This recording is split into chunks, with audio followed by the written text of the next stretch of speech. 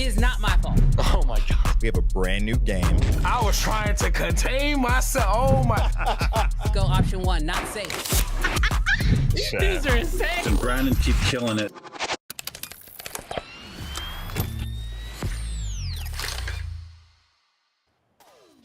What's good, Creative Fam? Brandon Washington here, and welcome back to another episode of Uncensored. Look, y'all, I gotta start the show off the right way. I know some of y'all have already seen the title, you've seen the thumbnail, but I gotta keep it real with you guys. This week's episode's a little different. Look, every week I sit in this chair, I hang out with you guys, I have an awesome time hanging out with you guys, but with me is one of the biggest Canon fanboys I have ever met in my life, and I think the show has actually made him worse. I'm talking, of course, of my amazing co-host, Mr. Jarrell Peak, who is not actually here with me this week. That's right. He bought himself a red, got him on a plane, and took off. And he was like, I'm out. See you guys later. Deuces. Deuces to the sky, Brandon. It's all on you. Have fun. No, all jokes aside, Jarrell is still rocking with us. As you guys have probably already seen, he is in the chat right now. And that is because he is actually out this week on an amazing trip. But not to be outdone, I decided let's bring in somebody this week. But somebody who we know is maybe a little less part of the Canon fan people club. You know, let's have a week where we don't have to like make every conversation somehow get turned into the world of Canon. So I decided to bring on my amazing friend, someone who is a longtime viewer of the show, as you guys already know, who's typically going ham in the comment section with you guys. But this week we've got Mr. Cam Mackey in the building. Bro, why you gotta look like a rock star all the time? Can you just like tone it down for us? Like we're just normal people. You're out here flanneled up, glasses on, tattoos showing. Can you not look like a rock star all the time? I gotta look good when I go get my lattes. Hey, I just want to say Jarrell's a shill, okay? Canon's shill. That's all I gotta say. Jarrell, defend yourself. Oh wait, he can't because he's not here. Oh, sorry. Hey, that's on him. No, real talk. We're super excited about today's episode. Also, something that I'm really excited about. I've been going through the chat as we've been going through the countdown, and there's quite a few people who this is your first time tuning in live. So, shout out to you guys. Welcome for the first time, people who are able to come holler with us live. This is really sick. But Cam, this is kind of surprising, but this is your first time on the show. Yeah. But I feel like you've been with the show literally since the beginning. I catch almost every single one, and I do my best to re-steer the conversation in the chat. That's why I like doing the, I dump all the money in there, and then I'm like, they're talking about this, let's talk about this. And I just like, being annoying. Hey, you know what? So this is actually, this is a funny stat. You know how like in sports, they always have like these like wild, crazy stats that they share that have nothing to do with anything. Wild stat for you, Cam.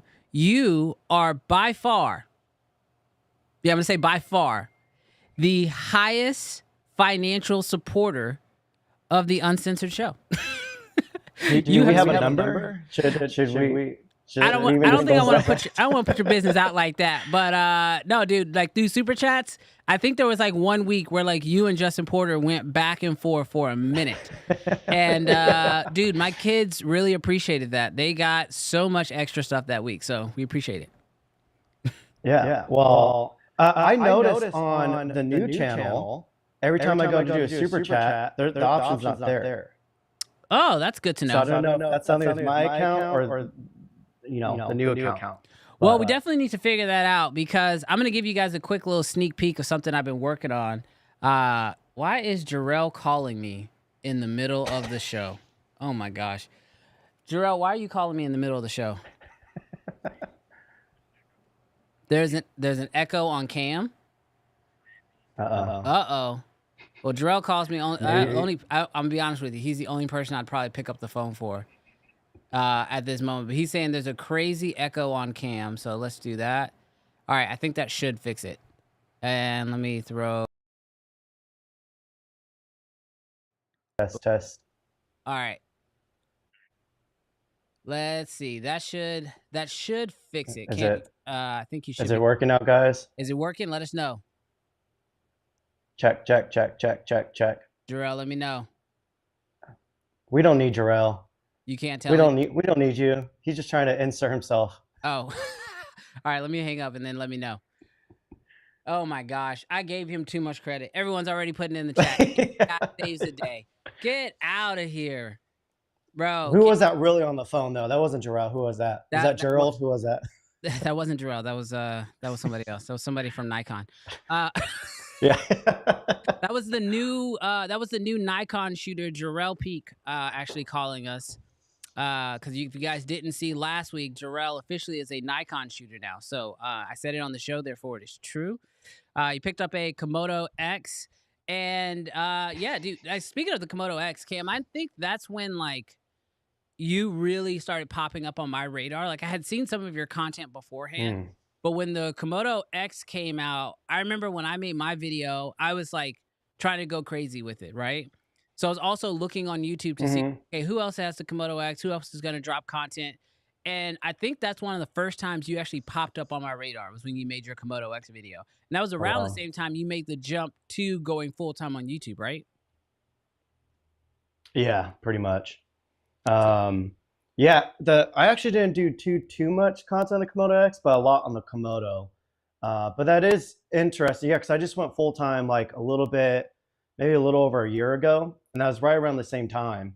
And I had bought the Komodo X and the Bronco, which you also have a Bronco as well.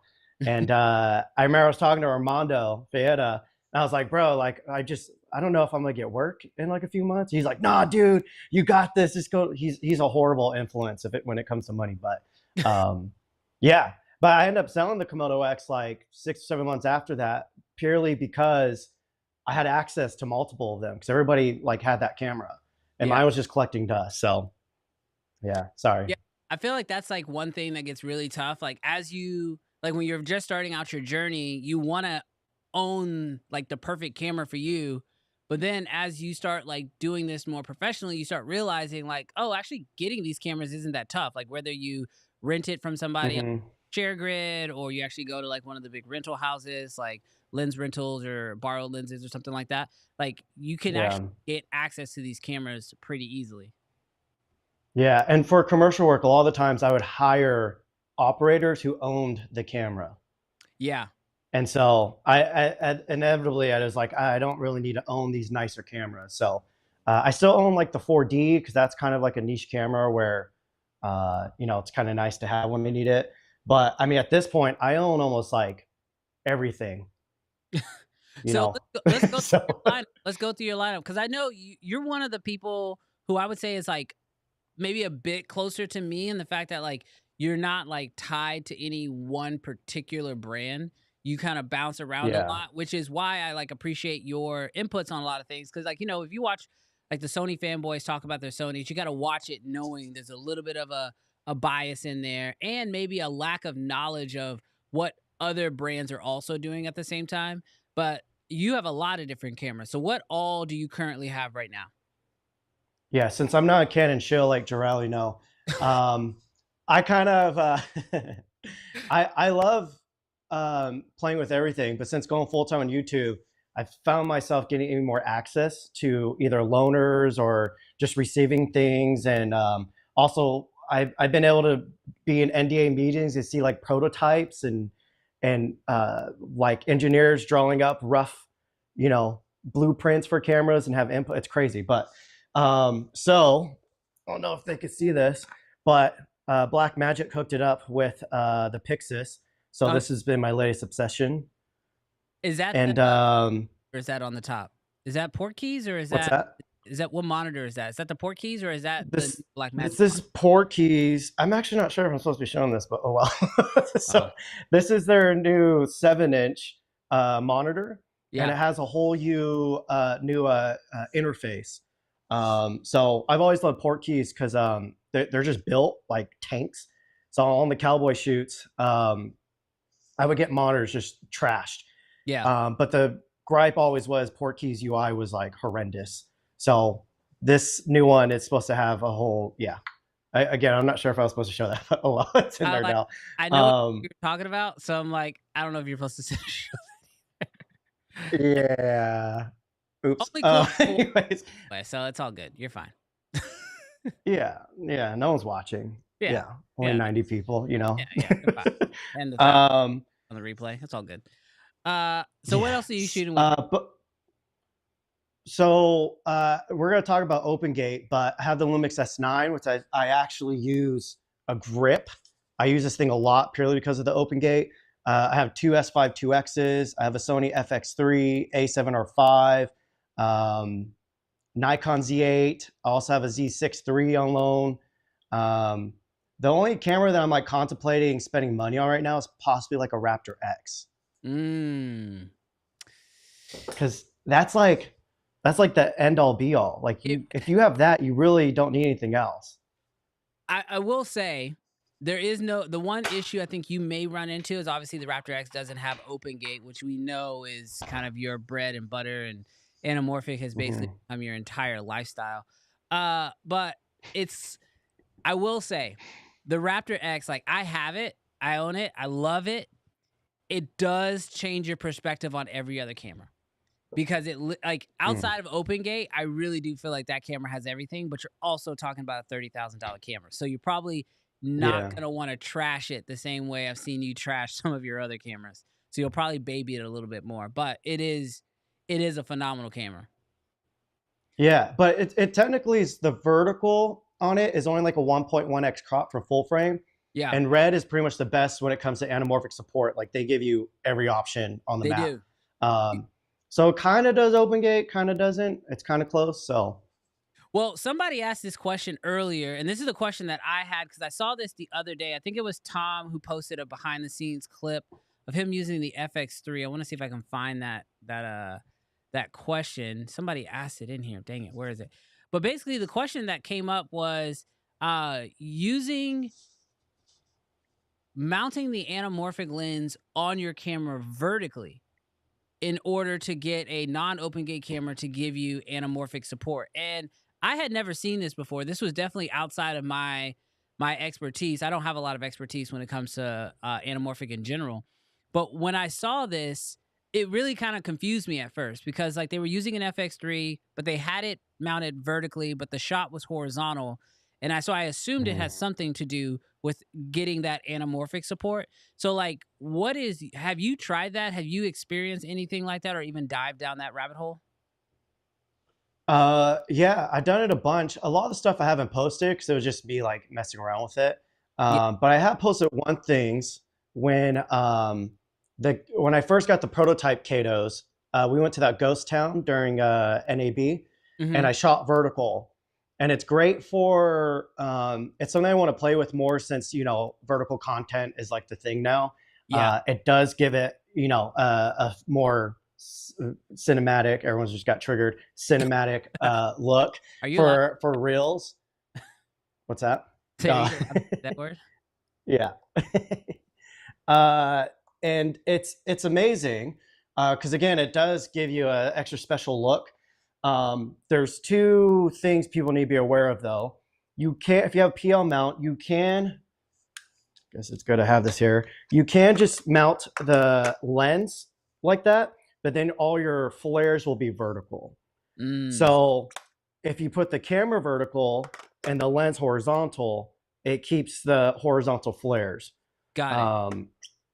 So it is, people seem really, really, really interested in that for some reason. I don't know why, but I think it would be cool if someone did like a vertical little short film and shot it like that.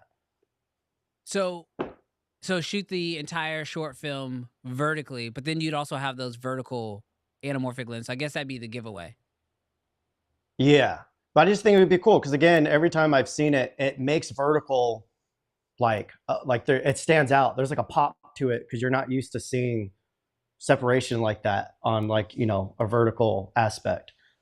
Yeah, that is very true. Because I noticed that like, at least when I've done vertical content, mostly for like commercial and stuff, I got to be careful with some of those wider lenses because you start to get the distortion at the edges. And because spherical lenses were primarily, designed to be shot horizontally, when they kind of start to, distort, it's more towards the edges this way.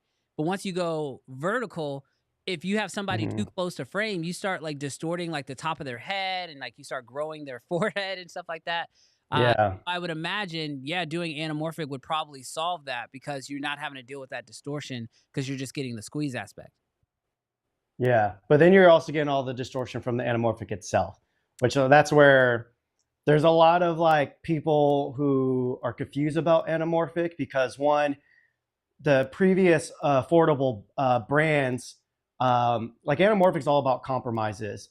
And so in order for them to get cleaner, flatter, more user-friendly lenses, they had to cut some corners. So instead of giving you anamorphic character, they just gave you the D-stretch with all the flatness and sharpness. So a lot of people were educated about anamorphics through those lenses. And that's where a lot of the miseducation came from, because a lot of the Hollywood anamorphics and all the films that we worship that were shot in anamorphic, they weren't perfect. They were far from perfect. So that's kind of what I've been trying to do, is re-educate people on anamorphic and everything. So yeah, there's I can't talk too much about it, but there's a movie, and it's like it's an iconic anamorphic film, and a new series is coming out, and I can't wait for people to find out how and what it was shot on, because I think it's gonna. It's all just like waiting. Can you at least give us a time frame? Next year. Okay. That's all. I could tell you off. I can maybe tell you off. Yeah, I'll tell you off camera. But Oh, okay. Well, I appreciate that. Sorry, guys. Cam, Cam well, said you guys were well, that was just to say, like, affordable anamorphics are going to be taken serious. Yeah, well, I feel like that's happening across the industry in a whole right now. Like, I mean, we saw it happen with the creator, you know, and I think it was like a huge movement for like a few months of like, you know, this big Hollywood film being shot on an FX3 and a Ronin, I think it was an RS3 at the time. And then not too long ago, our friend Josh Yo made his video where he was explaining how they used the Ronin 4D to shoot most of, or not most, but a good amount of Civil War as well. So I think we are going to continue to see like this evolution of affordable gear even being used on like what we would consider to be big budget, you know, blockbuster films, because the cheap gear, the quality just keeps rising up. And so the price never has really dictated, like in the past, the price dictated the quality. I don't think price necessarily dictates quality anymore. Yeah, it's funny you brought up the 4D and Civil War and all that. But anyways, yeah, it's kind of crazy that like it should be super interesting how everything goes the next 3 to 5 years between Hollywood and independent filmmakers and all the rest of us. Because I feel like any of these Hollywood productions could utilize any of these cameras that have come out in the past 2 years, and they would just, you know, poop on everything that we say is capable or not of these cameras. They would just go and prove it, like, no, that's, you know, all these cameras are just fine. And it all comes down to actual story and production and yada, yada, yada. But yeah, really, really exciting stuff. But it also makes all the upcoming gear a little bit boring too, I feel like.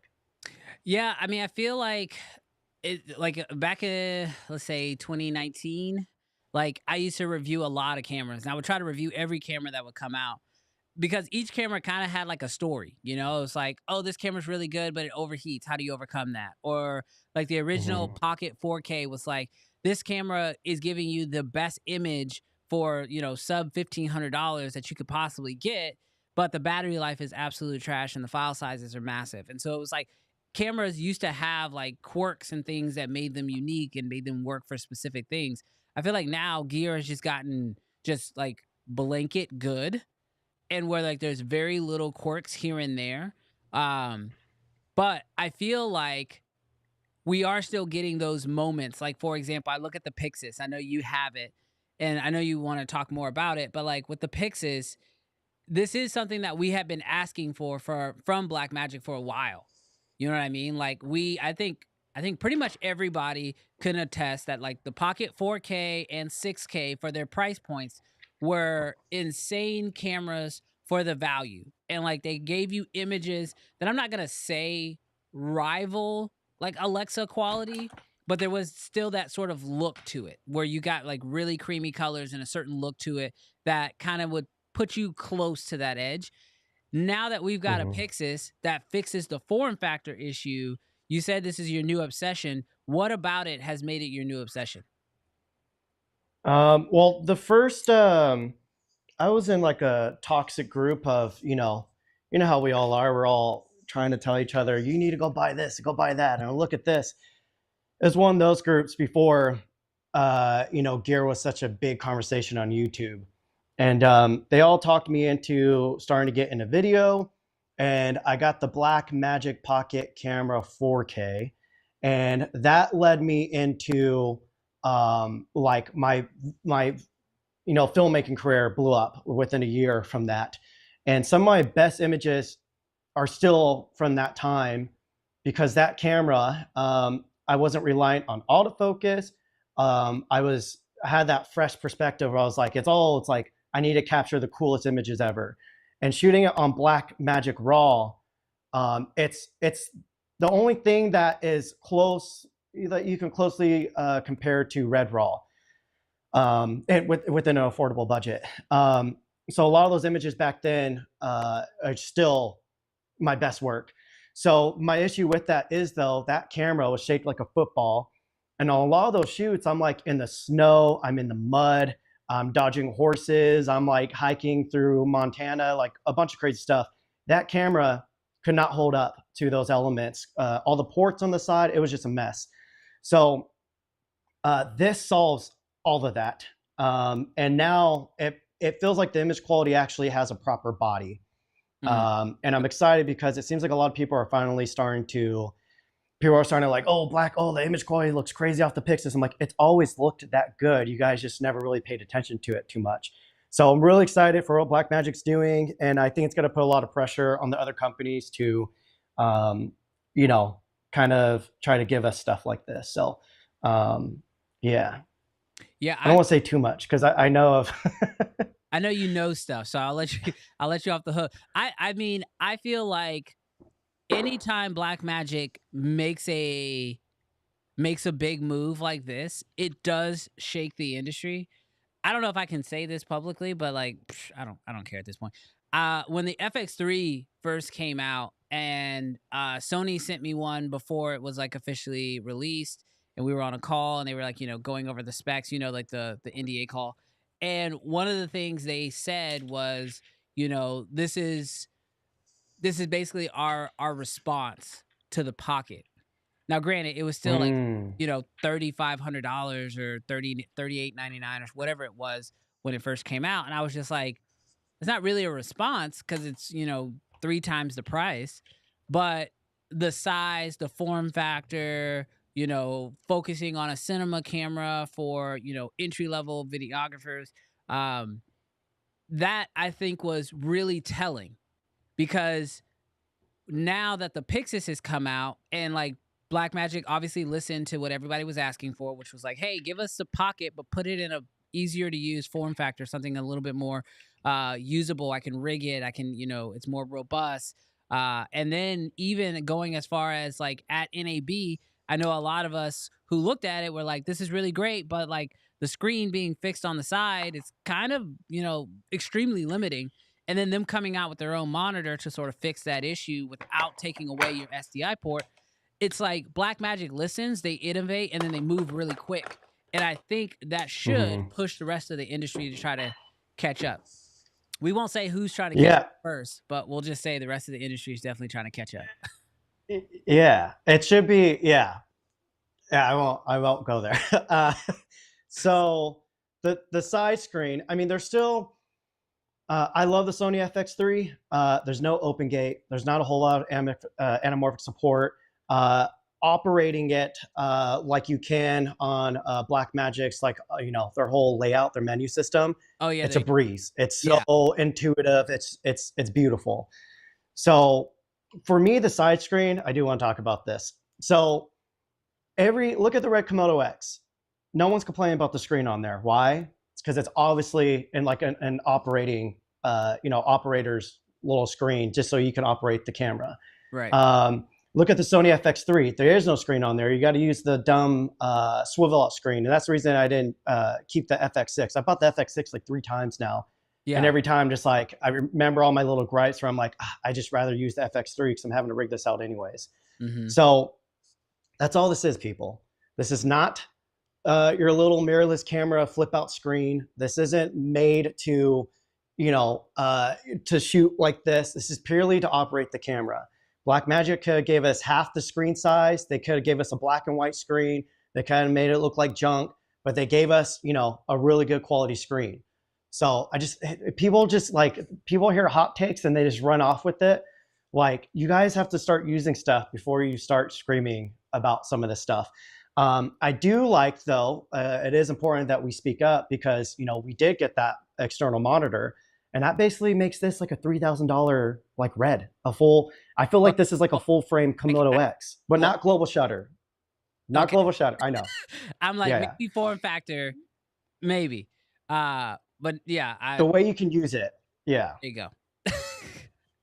Yeah. The Red Komodo X though, in the Red Komodo, I beat those cameras to hell, and those things are tanks.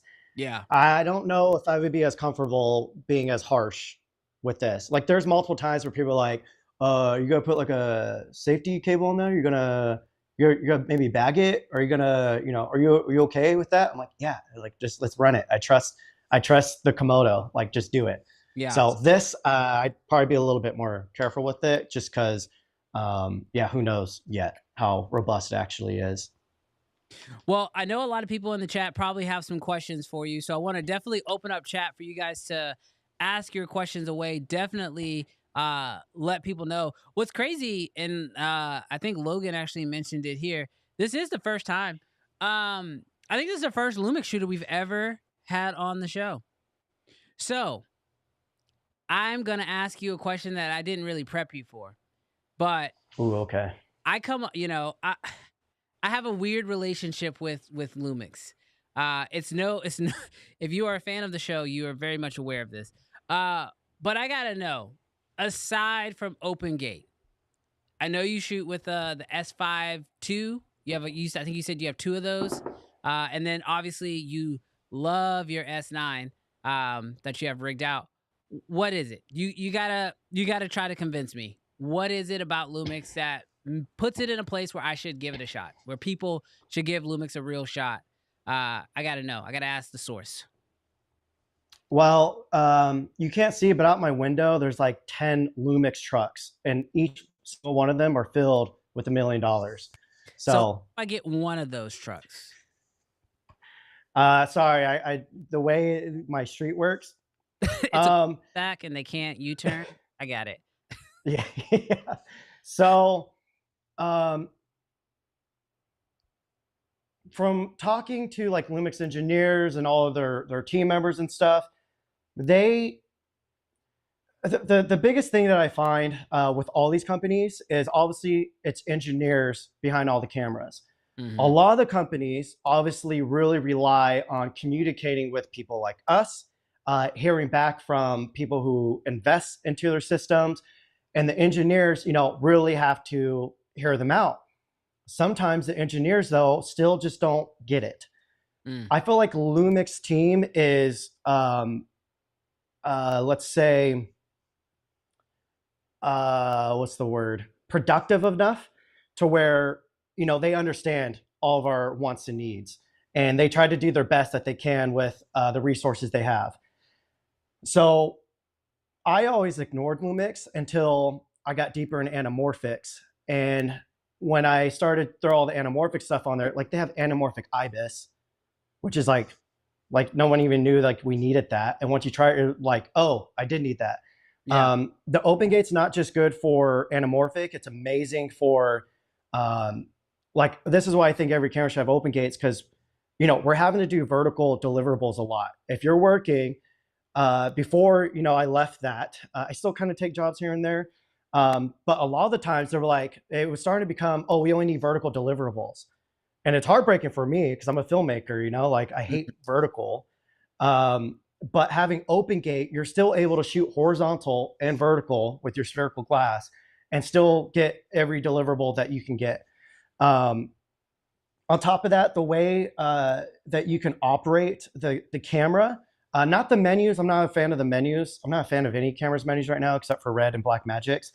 But like their quick menu, all their layouts, they have shutter angle. Like you don't have to cry on Twitter yelling at them saying, give me shutter angle. It just comes with it already.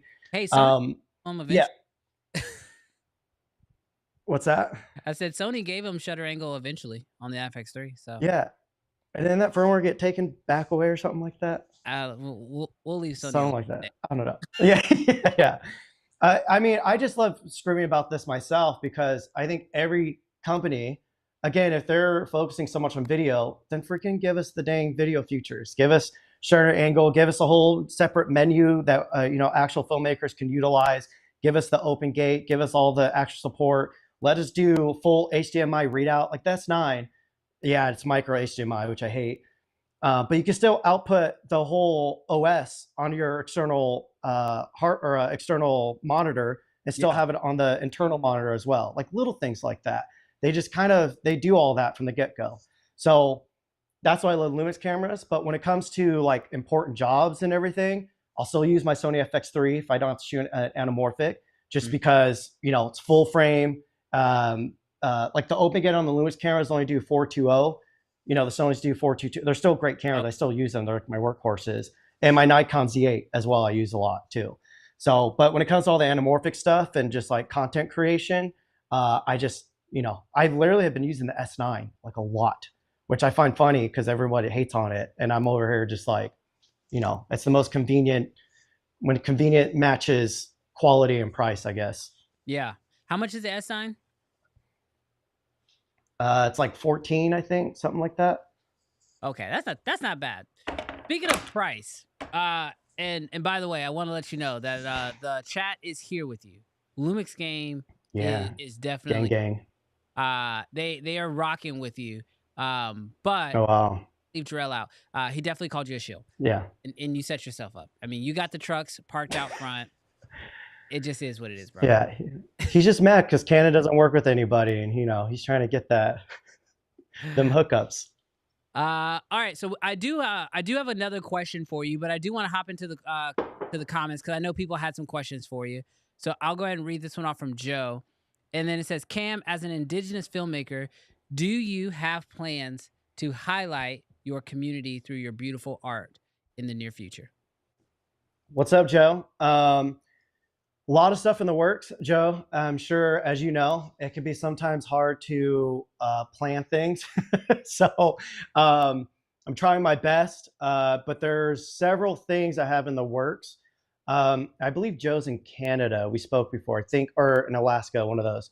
And so my whole mission with YouTube is to try to grow it, build the community, but gain some type of access to where I could get budgets to do these indigenous projects that have no corporate hands on it. Because a lot of the times brands want to be like, they hear indigenous stuff and they were like, oh, let's put our clothes on it, or let's put our brand in this and yada, yada. I don't want any affiliation with any corporations or brands or anything when it comes to the indigenous projects I'm trying to do. So everything's going to be self-funded, or partnering up with Sony, Lumix, whoever is down to partner up to help me make these things come true.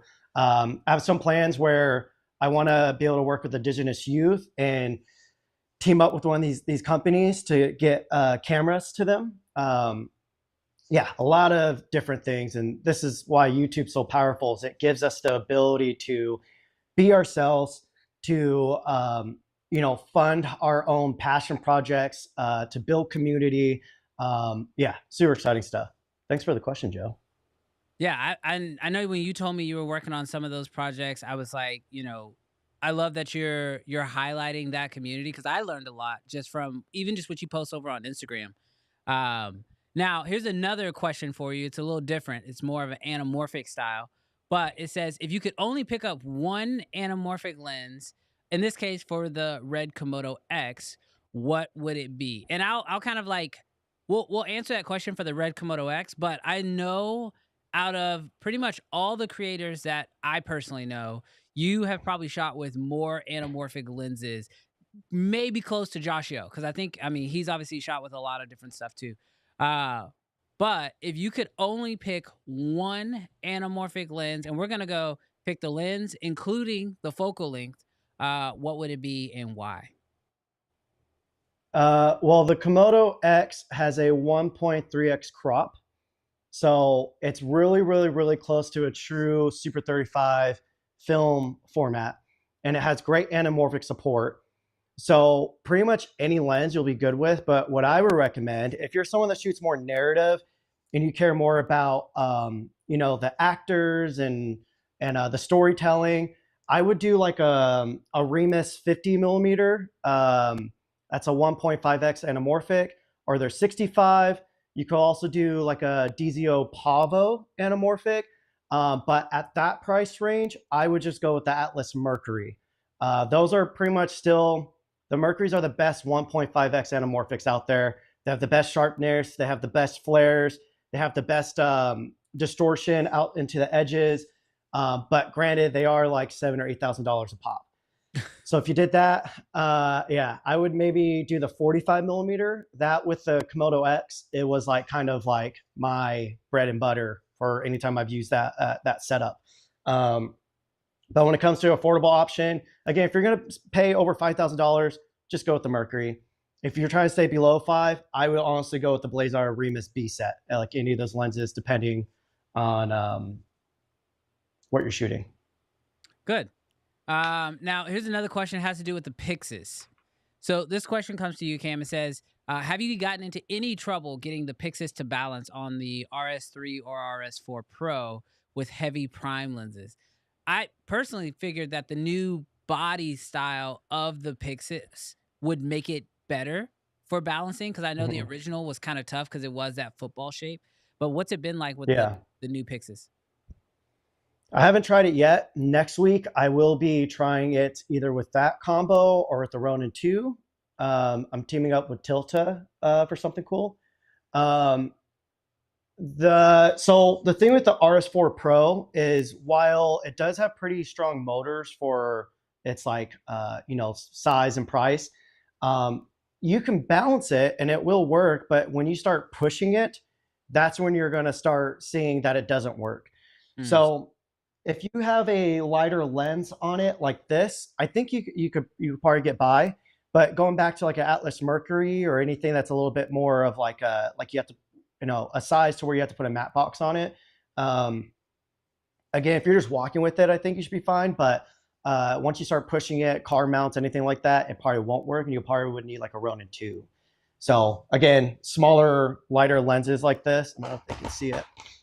Smaller, lighter lenses like this, you could probably get by on the RS4 Pro with this setup. So again, next week I will find out for sure what works and what doesn't. And I'm sure we'll get a nice cinematic, dirt-filled video to go alongside it, right? Yes, and we'll also find out how this handles in dirt. So yeah, that's all I'll say. That'll be good. I mean, that is the one thing that, like, I don't think you. I mean, you probably know this personally when you do your videos, but like, you beat the crap out of these cameras so much to the point where like you're also kind of battle testing them, because your natural subjects, cowboy shoots or your desert shoots, they naturally, like, I have found that the hardest I ever pushed my cameras was when I had to take it out into like the desert, basically. I would shoot music festivals and there's just like dust and dirt everywhere and it's just constantly blowing around, and that's when you really get a chance to see what your camera and your sensor can handle when you're out in the heat and you're dealing with dust. Yeah. Every camera I pretty much have tested has pretty much held up. A camera like the S9, I probably wouldn't push that hard because for obvious reasons, it's not built like that. But yeah, like, imagine 110 degrees weather, dust, sweat, oil, horse poop. I'm trying to watch my language. That again, that's why the Blackmagic Pocket 4K just after a certain amount of times it would just turn off on me, whether because it was like freezing cold or I'm getting like horses throwing mud on it, like all these little things. I'd rip out the ports all the time on accident.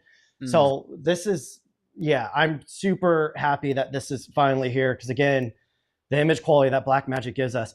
Also, I'm pretty sure this is either the same sensor as the S9 or the one before it, which is crazy. So it goes to show you Kodaks and RAW can really elevate image quality. So, yeah. Is that official? Like, is that officially the same sensor? No. So again, I think it's either the same gen sensor or this could be an older one, actually. Okay. And they're all Sony sensors.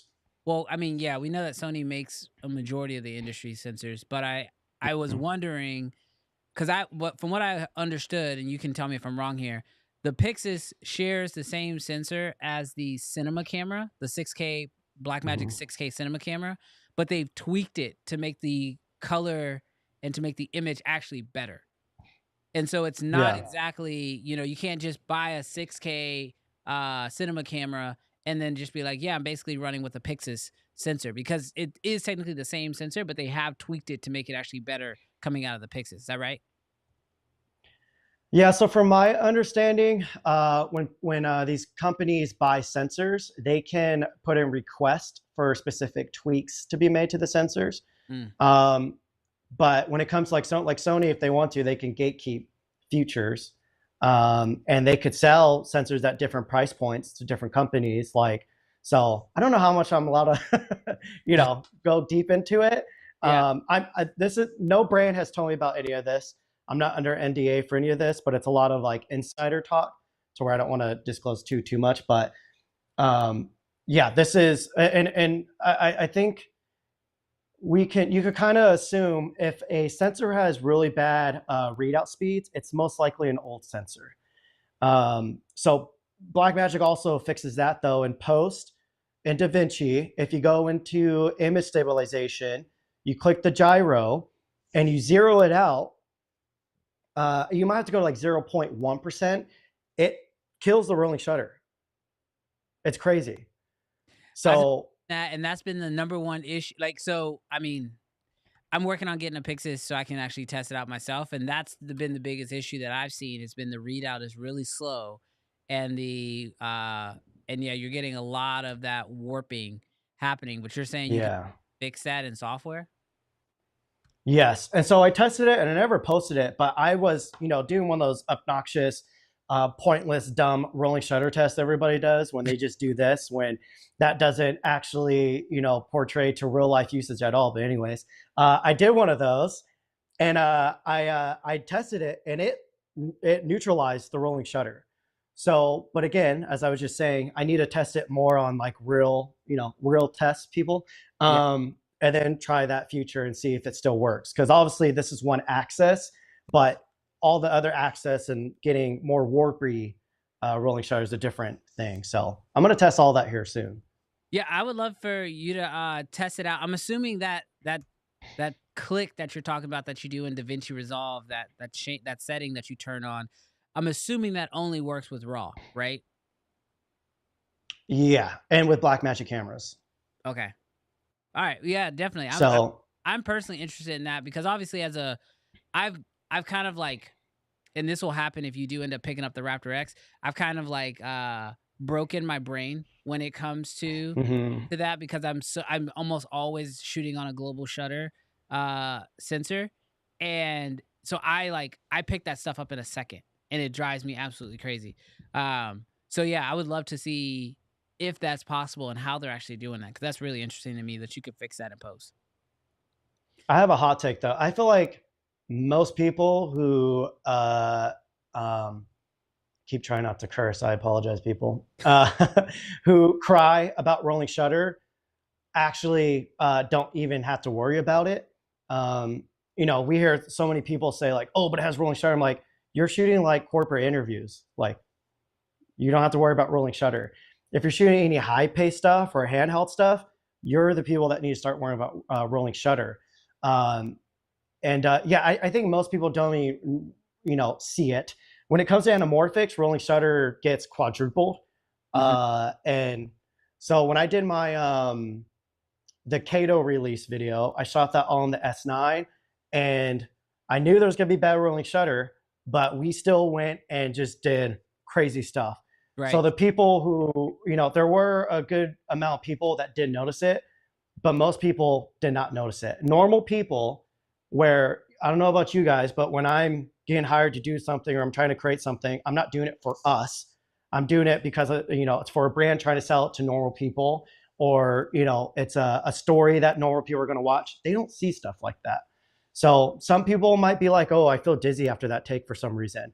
But I don't think normal people, citizens, we'll call them, notice anything like that ever. I don't think they notice if a shot's not super sharp and yada, yada, yada.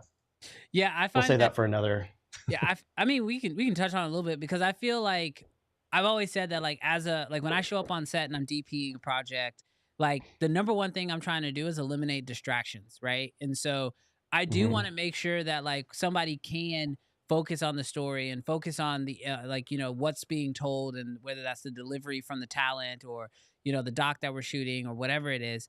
But if you do start to see those warping, and like you said, somebody may not say like, "Oh, this has a slow readout." No one's gonna say that, but they might say, "Oh, I feel a Mhm. little dizzy after that shot," or "Oh, it's a little blurry." They may not know what they're Mhm. speaking to. We know what that is, and so that's when you do want to be a little bit cautious. Um, but it is like for me, I when I do like some of my projects, we shoot on a LED wall. I have to worry about like having the global shutter just makes it easier, so I'm not getting any refresh banding on the screen. But like you're right, for most everyday projects, like when I'm shooting like corporate interviews or this, that, and the other, you don't really need to worry about that. It only affects if you're physically moving the camera fast, or and I've seen this, if somebody's moving quickly in the frame. There is a Mhm. there is a different level of sharpness that you're getting from the motion when you have a camera that has a fast readout or a global shutter. Because like when I do fitness content, I like to shoot that on the global shutter because I just feel like their movements are a little bit sharper, and it's a Yeah. different look. But you're right. I think for most projects, you really probably don't need that. I will say though, I made a indigenous cowboy documentary. It's like 45 minutes long, and we had a premiere for it on a giant screen. Mhm. Okay. Um, when I was originally planning all this, and it was only supposed to be like a 5-minute documentary, and it was for Warner Music. I can't disclose too much, but they came back to like, oh, we heard we're gonna get the 45-minute cut in like a week or something. I was like, what? Like, no, that was gonna be like a 5-minute thing. I was like, if that's the case, I need way more time. I need to go out filming. So it was all so unplanned. I used the R5C, and then I had a bunch of gripes with that. So I ended up investing into Sony, and I got into the Sony FX6, and all that stuff looks way better, and the focus was way better. But all the little mistakes of like autofocus pumping real quick, we're on the phone, we might not realize it. Little color grade things or little like noise, all of that on a giant screen, it was tenfold worse. Yeah. Like I was cringing at times. So I was like, oh, because I didn't know they were going to blow up the documentary that big. I didn't know we're gonna have a giant premiere. It's on Amazon and Apple TV even. So I didn't know like that's how they were planning to put. If I knew that, I would have put way more time and effort into it. But it was just me by myself, and I was like paying for everything up front. I was on the road for 3 weeks with my dog. Like it was a really nitty gritty, production. Now, I mean, I wouldn't even call it production. But yeah, seeing it on the big screen like that, I was like, oh, okay, I get it now. Yeah. so, so yes, if you're making stuff that's going to be, on giant screens, then yeah, I would say any distractions are valid. But most of us is just we're watching it on our freaking phones and our laptops. You're like, you don't see all that detail. Yeah, I've been shopping 8K TVs recently for a few of the projects that we have coming up, and it's just like because I want to be able to see all those things. Because you're right, you start looking at it on your phone or even like a 27-inch or 32-inch like monitor, because in your editor it's also only like that big of your whole 32. Mm-hmm. I've been like trying to force myself to like play back some of our projects in full view, and then I have the TV here in the office, so I'll like put it up on that because it's like a 75-inch TV, and I'm like, all right, let me look for all these things because a lot of those little micro like you said, focus breathing or little hunts here and there, you won't see it on a phone. Like you just won't. And then Yeah. once you start looking at it on a bigger and bigger screen, everything kind of gets kind of presented, I guess is the best way to put it out there. Yeah. I would say that's a really good hack for people too. When I moved into this place, I got a new like giant TV, and I was like, oh, I want to go see some of my old videos I'm kind of proud of on YouTube. And watching it, I could see like how even like the black points on some of the color grades was a little bit off, and like just blowing up your work. Again, you start seeing all those kind of things that you could be, you could clean up and be a little better at. So if any of you guys have big, giant TVs, maybe go try doing that. Maybe go reference your video before send it to a client or something on there, even if they're never going to put on the screen that big. Because it definitely, highlights just all your mistakes. It will humble you real quick. Yeah, it's like I mean, I've heard people say this before. I don't do it a lot. I probably should do it more. But it's like it's also like the difference between printing your photography. Like I know you're a photographer too. Like I know we've obviously been talking about your filmmaking journey, but I know you're a photographer. You shoot a lot of Leica.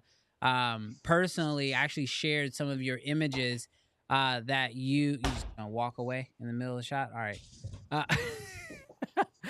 But oh yeah. This is like a film print. But no, I thought you posted some photos that you had taken of the wildfires out there in California, and I was just like, oh my gosh, those would be beautiful prints. But it's kind of the same thing. It's like I think a lot of times as creators, we do create for where people are going to consume our content, which today 9 times out of 10 is going to be on a phone. But I still think it could be very valuable and beneficial to literally blow those images up, whether that's putting it on a big TV to play back your videos, or like, just mastering it for a TV, or, also being able to, take your prints from your photography and actually print those. Yeah. So this shot behind me right here, I shot this on a Cinestill 800T on the Fujifilm TX1 X-Pan film camera. I'm selling these prints too, by the way, guys. Sorry, I'm going to do a plug. Go to headwestprints.com and you could buy these.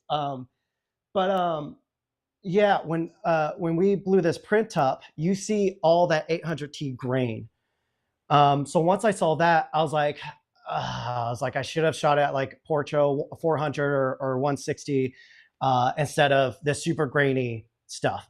So again, and even blowing it up, there's like a lot of these details in the background that I've never seen before that you just don't pay attention to on your little phone screens and stuff. So yeah, printing, watching your videos back on, even if it's a projector, like a home projector or a giant TV, it's not just for entertainment value, but also it's just so you can, for me, I've been humbled every time any of my projects get blown up because I see all my mistakes and all the things that maybe I was a little bit lazy with, or I just wasn't aware that I should be paying attention to.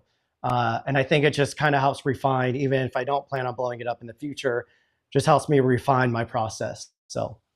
Yeah, no, and I think that makes a lot of sense. I think that allows you, when you can kind of blow your work up and see it in those different elements, it'll allow you to like really critique your work a little bit differently. You also learn a little bit more about the actual image process, because I think it was Ron who said it earlier in the chat.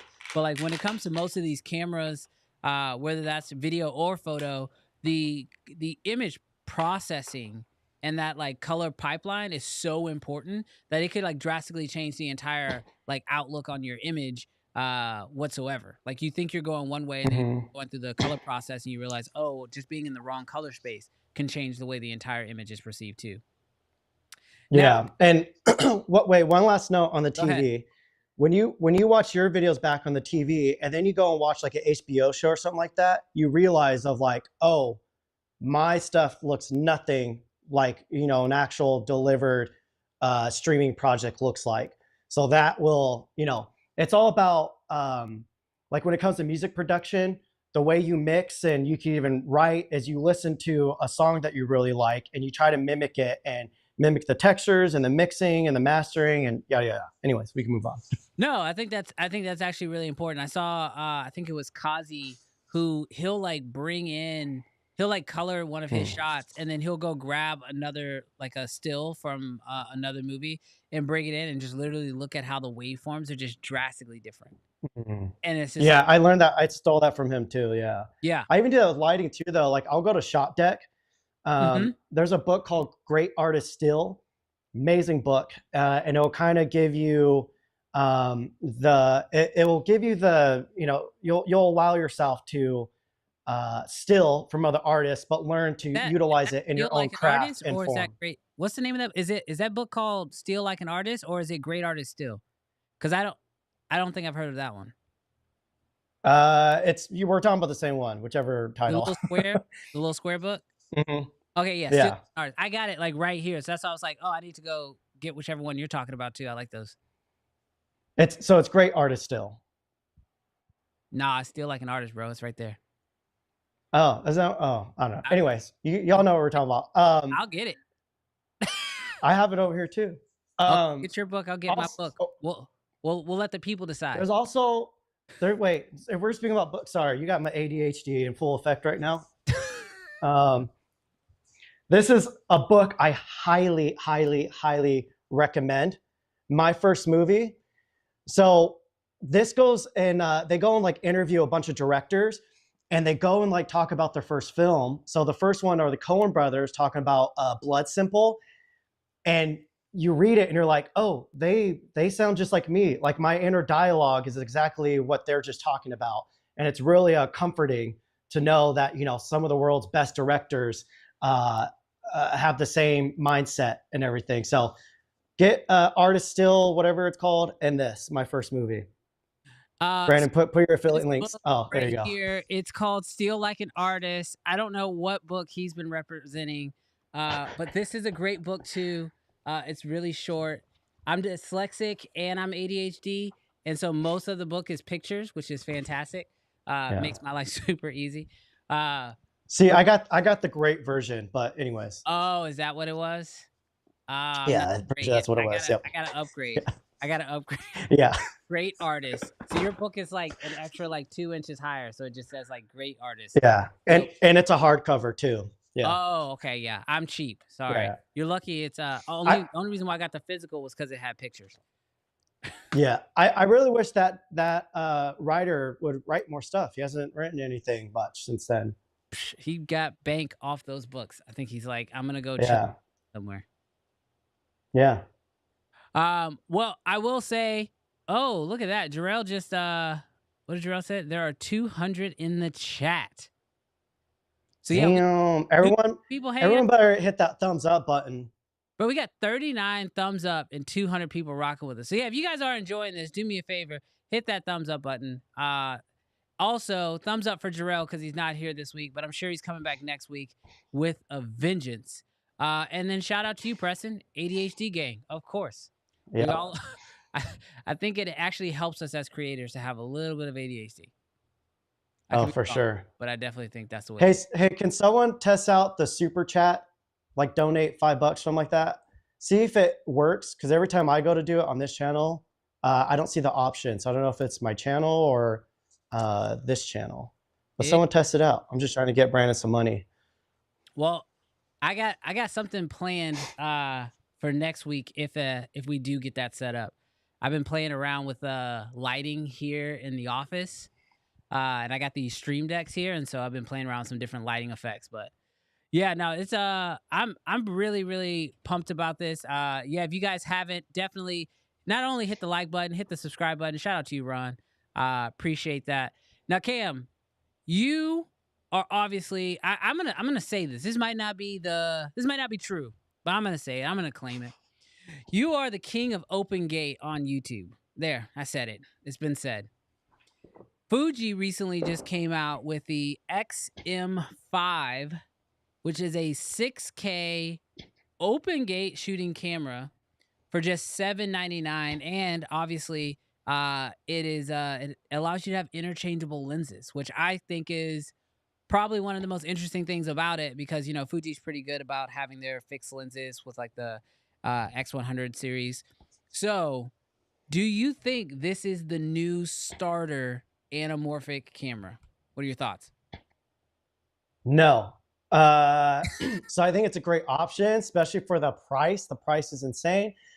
I saw some homies on Threads saying it's better than Lumix S9. Y'all are wrong. The open gate hold on, real quick. If y'all want some entertainment, go follow Cam on Threads. He's being very respectful of this show, but if you want like real uncensored, disrespectful Cam, go follow him on Threads. That's all I'm gonna say. I'll let you guys figure it out. I'm toxic. If y'all want to see my toxic side, go to Threads because I will. Yep.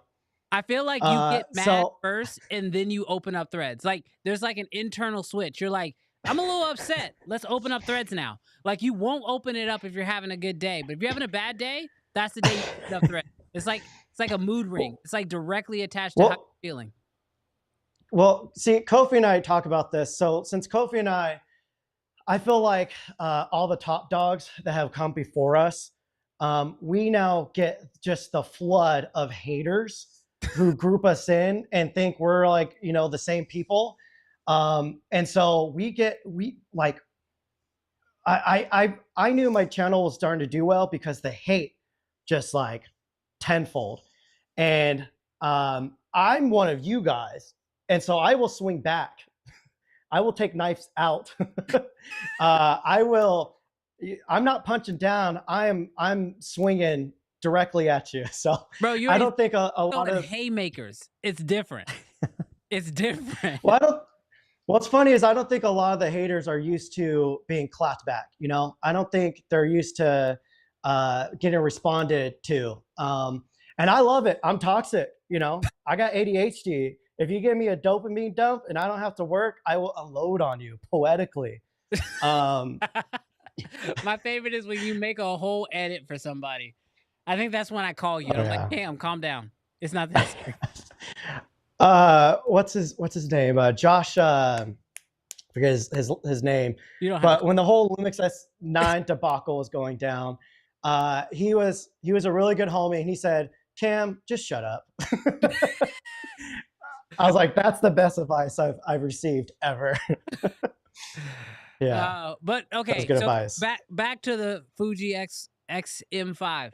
What are your thoughts? Yeah, I know you said it's not the starter, but like why? What are your concerns with it? So it's still people confuse Super 35 with APS-C all the time.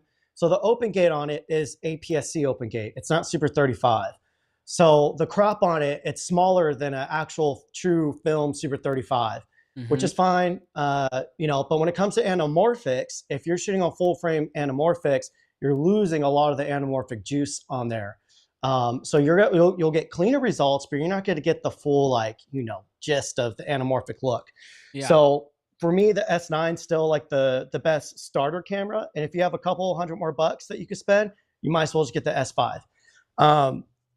But I think for the price, that new Fuji is pretty amazing. That sensor is actually amazing for what it is too. The dynamic range is crazy on it. It's very noisy. And actually has a lot of chroma noise, which is odd because a lot of times camera companies will clean that up, but they allow it on there, which helps the image quality. So it's actually a really great sensor. And I don't have too much complaints about it, but again, it just comes back to there being so much full frame anamorphics now. I just prefer full frame open gate. But that sensor too, under 30 frames per second, you'll get crazy dynamic range out of that. Just as good, I'm assuming just as good as the XH2S. Unless since it's really small, they might be doing some temp controls on there, so they could dial it back. But yeah, it's actually a really, really, really, really great sensor if you're okay with APS-C. See, there you go, Lumix people. There's a bunch of Lumix fan people in the chat who are giving you some, because I see all these chats, guys. I see all the comments. There were a few people roasting you, saying you were not doing the Lumix gang justice. They were like, I need to interview an actual Lumix gang representative, which I guess means like a full-on shill. You're not shilling out enough. Yeah. I know that Lumix has backed up about, what is it, like 5 million into your backyard? 10. Okay, so have them double it. Have them double it. So, so the Lumix gang will respect your opinion a little bit more. Okay. I'll just sell everything and I'll get the original S5. I think that should make them happy. I think you need to get an EVA 1. I think that's what it is. The dinosaur cam. Okay, I can do that. Just sell everything, you know. Go full EVA 1 and then you should be. Actually, I don't even know if the EVA was classified as Lumix, but that's OG. That's the takeover right there. My buddy has that one, and I ragged on him. We call it the Dino Cam because he had a S5, and he sold 2 S5 IIs, I think, to get that camera. I was like, dude, you'll make way more money off the S5 II. Like, what are you doing? Yeah. Shout out to Jonathan. We call him Johnny 5. Johnny 5. All right, now we got to talk about it because I know Jarrell's not here, but he's in the chat. He's been hanging out. And I can't let this week go by without at least acknowledging that Canon did announce a little something. So in case you guys missed it, Canon did an announcement to say they're going to have an announcement. That's such a Canon thing to do on October 30th. And it looks like there are 3 more lenses that they're going to be releasing in their new, which I didn't realize they were doing this, but they're considering it their hybrid lens set. And so, and this is going to get back to you, Cam, in a second, but it's so far we've had the 24-105, which is like, you know, it's like the one video lens to rule them all. And they basically are saying that they have another lens that's going to come out that's going to be basically in the same size. I'm going to imagine it's going to be internally zooming and allow you to have aperture control. They also announced that the 35 that they had just released is also a part of that. And then they're going to have 2 more primes in this lineup. And I'm really excited to see like what Canon does because these are probably like the actual RF lenses that I'm most excited about. Their photography lenses really don't mean too much to me. But I'm seeing something new happening. And Cam, I'll let you talk about as much of this as you feel comfortable doing. But hey, I just want to say, since you started talking about Canon, viewers started to go down. That's all I gotta say. Hey, that's because the Lumix fan people are like, I'm out. No, so when it comes to these lenses, though, I feel like we're getting into a new line of technology with lenses where obviously I know you're connected with Blazar, and so Blazar just announced their first auto-focusing anamorphic lens. Sigma also announced they're spherical, but Sigma just announced some auto-focusing spherical cinema lenses. And then Canon is now coming out with what they're calling hybrid lenses, so they're photography, but with video features like having aperture control on the actual lens itself. I feel like we're about to see a wave of new technology in a space like lenses where we hadn't really seen much change. You know what I mean? Like lenses have pretty much been the same for years. You had photography lenses, you had cinema lenses, and then you had anamorphic lenses, and there wasn't really much of a difference other than the look. But I feel like the actual tech in the lenses now is starting to change. What are your thoughts on the way lenses are moving? I know you're a big lens guy, so I figured I'd ask you. Well, over a year ago, I was notified that the Chinese manufacturers had a breakthrough with autofocus. So that's why we started to see all these pretty strong like Viltrox, like all these those brands that we never really taken serious. All of a sudden they're making glass that kind of holds up to like first party glass. I don't know what you would call them. And now we're getting autofocus lenses. I know there's again, I can't say too much, but there was a few companies that thought they were going to be the first. And in my mind, I was like, I already know what's coming first. So I'm really excited. I know DZO's, what's the Typoc? DZO owns the brand Typoc, and they just came out with their Samara C line. Mm-hmm. And it's basically their M mount Leica glass. Yeah. But now it's in a cinema. Yeah. Like those look stunning. Like there's character, but they're still sharp. Great coatings on them. So we're getting spoiled. At this point, I'm hoping the shift becomes about less perfection because we have all the perfect lenses and more about lenses that kind of say something, that has some character behind them, that kind of have some emotion behind them and not just perfection. So I will say I missed the Canon 70-200 f4. The size on that thing how compact it was. I actually really love that lens. Other than that, Yeah, for the RF. RF. The RF. Okay, I was gonna say. Yeah. So I mean, I know obviously you have a lot of experience with a lot of different lenses, and this is the question that I have right now. DJI jumped into the game with the LiDAR Pro, and I remember like when I got mine, I had questions, and you were nice enough to hop on a call and charge me for it. But when it comes to these lenses, like these anamorphic lenses getting autofocus or cinema lenses getting autofocus, do you think, or would you prefer? Because my opinion on the DJI LiDAR system is that it's great, but it's not good enough yet, and that I'm really excited about version 2. But at the same time, with cinema lenses starting to get things like autofocus, so maybe you won't need it. Which technology would you prefer to see get better? Do you want to get better LiDAR from DJI or other companies? 'Cause I know there's other companies like Movi, I think, makes one too. So would you rather see LiDAR improve, or would you rather see cinema lenses get better autofocus and that whole world improve? Which one are you more in the camp of? Well, I think the main issue is we have too many mounts now. So if you buy an native autofocus lens, you have to buy it for one mount. And so the cool thing about LiDAR is you could just get a PL mount and use it on any lens. So to me, that's kind of the biggest thing. LiDAR does have some like one or two, like, you know, it's actual LiDAR. So at nighttime it works. You can use it on any camera, any lens. So there are some upsides to it, but obviously I think a native mount autofocus lens is going to give you the best performance. Then the issue there though, like say autofocus anamorphics, obviously you're distorting the light that's physically coming through and hitting the sensor. Yeah. And the autofocus within the camera has to be able to, you know, recode what's coming in and translate it so we can actually utilize it. So I think if that's going to be the future, we're going to have to start needing more processing power in the cameras that can process the image coming in before it does the autofocus. So I don't think we're there yet, obviously. But yeah, obviously I think native autofocus would be the way to go. Yeah, because so far the Apex is just one lens, right? Blizzard's Apex is just the 35. 35 and a 50. I'll be getting, I think I'm allowed to talk about it.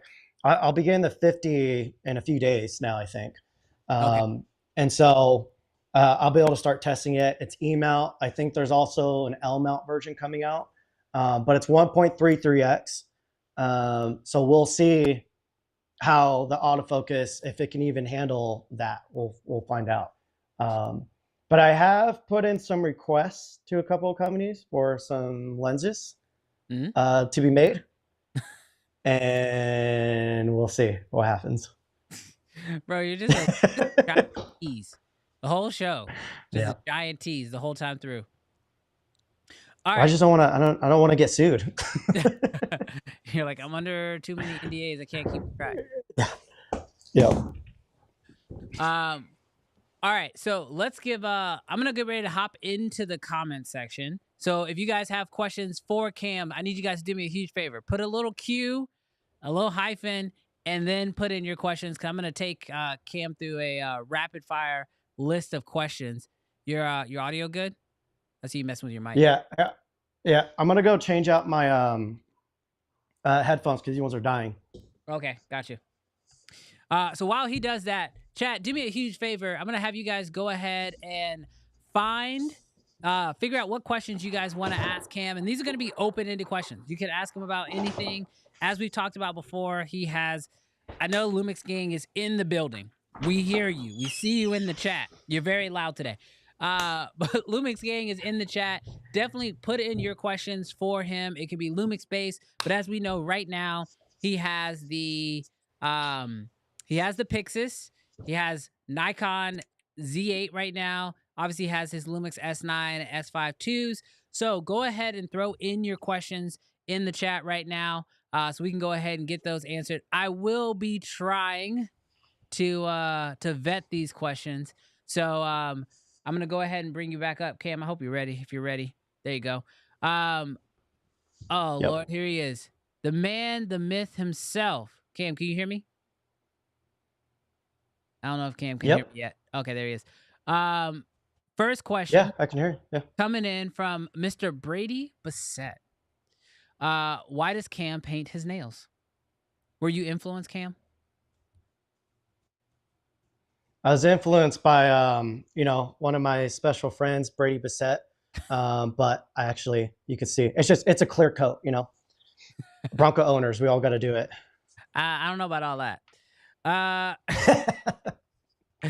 All right, this one's coming in from Andy. Now, Andy, we read everything, all right? So I already saw the end of it. It says, LOL, don't judge. We judging because you was judging Cam. You told him he wasn't a good representative for Lumix gang. So, you know, let's be real here. But he says, should I get the Pyxis or the GH7 and a XM5 combo? I know it's very different, but just help me decide. I have an OG Komodo, some Sony and Lumix L and Micro Four Thirds. I guess those are supposed to be lenses. LOL, don't judge. We're judging you, Andy. You got too much damn stuff. So, Cam, what is your recommendation? I say you buy nothing and keep whatever you have, because I don't think you know yet what you need, because those are vastly different systems. So if you don't need autofocus and you don't need super lightweight and compact, do the Pyxis. If you do need all that, I would look at other cameras altogether. Maybe that's by 2X, Sony FX3, you know, the Nikon Z6 III is actually really great. I'm gonna be a Nikon shill now. The Nikon Z6 III, internal ProRes and Nikon RAW, no open gate. But yeah, it's great. Hey, and now you got those new red LUTs. I'm just saying. Yeah. All right, this one's coming in from Logan. If I only have the budget for one anamorphic, what is the most versatile focal length? Content creation and corporate first, filmmaking second. I wouldn't recommend shooting anamorphic for corporate at all. I don't see why you would want it to do that. For content creation, if you're on full frame, I would do like a 50 millimeter. If you're on Super 35, I would do like a 33 to 40 millimeter. 1.5x most likely, because it's most versatile. There you go. All right, next one coming in from George. He says, Cam, any opinions on the Element 8 lens tuners? Element 8, I don't know what that is. What's that? I don't know. Module 8, is that what he meant? Element, I don't know what Element 8 is. I got to look that one up. I was hoping you knew. I was like, I don't know what that is. No. I'll let you look that up. While you do that, one, Andy is back with another question. He says, is it worth it to get the DJI Focus Pro? Why would you say it's not worth it? Also, wait, real quick on the last one. I'm pretty sure he meant Module 8. I absolutely love the Module 8 tuners. I don't have the PL to PL, but I have the PL to E mount and the EF to E mount. And I use a Sigma 35 f1.4 on that with the L3, which gives you a stigmatism, which basically, say if I'm in focus, this is a little bit out of focus, that's more out of focus, right? If you have an astigmatism, those different planes of focus will get thrown off. So right here could be super out of focus, right here could be in focus. And then within those layers, all that gets shifted. And anamorphics sometimes do that similar type of look. So the L3 tuner, anytime I use that for YouTube, people always ask of like, oh, is this anamorphic? What is this? How are you getting this look? That's pretty much what it is. So if you want autofocus and you want that kind of look, the L3 Module 8 tuner is amazing. The autofocus worked better in my Sony a7R5, not as well on the FX3, because the a7R5 has like the latest AI autofocus tech from Sony. And then the PL version is obviously just for PL lenses. So if you want to, cook in some more character, it's great for that. Obviously, I'm using a lot of anamorphics, so I don't need to use them as much. But it'd be cool to use them with like a nanomorph, because those are really flat anamorphics. The issue is the rear elements protrude too much, and so it doesn't fit on the tuners. But what was the other question? No, that was great. That was the question. The second question came back in from Andy. He says, "Is it worth it to get the DJI Focus Pro? And then why would you say it isn't worth it?" I mean, if you need it, it's worth it. If you don't need it, it's not worth it. Like, this is the thing about these questions is like, you know, we get these questions. It's like, I don't know what you shoot. I don't know what you have. I don't know what your needs are. Like, I can't answer that. So if you feel a need of like, oh, I could utilize that, then get it. But if you're just looking at it because you're entertained by it, then you probably don't need it. Yeah, I understand where these questions come from. I will be honest with you guys. Like, I mean, Cam, I'm sure your DMs are the same as mine. You just get flooded with people asking you, you know, what camera should you buy, or should you get this accessory, or should you get these lenses? And I'm sure with you, with the Blazar stuff, you probably even get more questions because you're a little bit more tied to the anamorphic space. The hard part about these questions is that we don't know enough. And I know that you guys are very interested in these products. And so the thing I would always tell you is that, like, if you currently don't have the product and you don't feel like this overwhelming need to buy it, like there are certain things like in our journey where you're like, oh, I have to buy this lens because I need it for this specific project, or I have no choice. Like, I've got to buy these adapters because I got a client gig coming up and I need to have it on set. Everything else, maybe try to rent it and just play around with it first. Cause like, I look at the DJI Focus Pro and I go, I understand 100% why Cam and, you know, Chris Brockhurst, like, because I've talked to both of you guys about them and you guys love them, and I understand that. But for the way that I shoot, I don't want it. Like, I don't need it.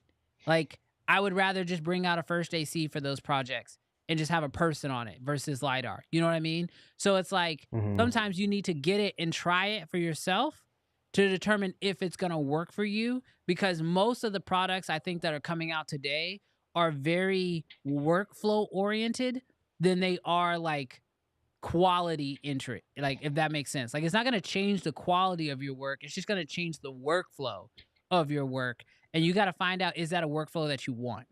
And the only way to do that is test it. I've been saying this for a while. Someone needs to start like a subscription service for like, you know, 40, 60 bucks a month. You're able to just borrow any gear you want to try it for 7 days and then send it back. Oh, like just camera gear. That'd be sick. Yeah. So there's no way it's gonna go for 40 bucks a month though. Like, you can't. I mean, if someone found a way to do that, it would be insane. Yeah. But yeah, I've always, I work my butt off for the past like 10 years, losing sleep. To me, it doesn't feel like work because I am obsessed with creating. Even before I was on YouTube, I am just obsessed with it. So for me, I've always allowed myself to just buy whatever I wanted, not because I need it, but because I wanted it. Yeah. And so I know a lot of, you know, filmmakers and photographers like, oh, you shouldn't live. I'm like, I'm going to do whatever the hell I want to do with my own money. You can, no, go away. So if you know, have the money to kind of throw away to enjoy it, then go ahead. But if it's more of an investment for you, again, like Brandon said, maybe rent it. Maybe you look at the return policy and make sure if you don't like it, you're not going to be charged a crazy restock fee or something like that. Yeah. Because a lot of the times once you try something, you're like, oh, I don't need this. I was like literally just going on a dopamine dump trying to, you know, getting excited about this. So, bro, that happened to me after Condo. I went to Condo. I had never shot with the FX6, shot with it at Condo, kind of fell in love, started having like weird feelings about it. I was like, oh man, I think I really like shooting with this. Came back, was feeling that itch, like, oh, I need to get an FX6. I need to get an FX6. And then I rented it for a project. And like, after I used it on that project, I was like, oh, okay, cool. I feel good now. I don't actually need to buy this camera.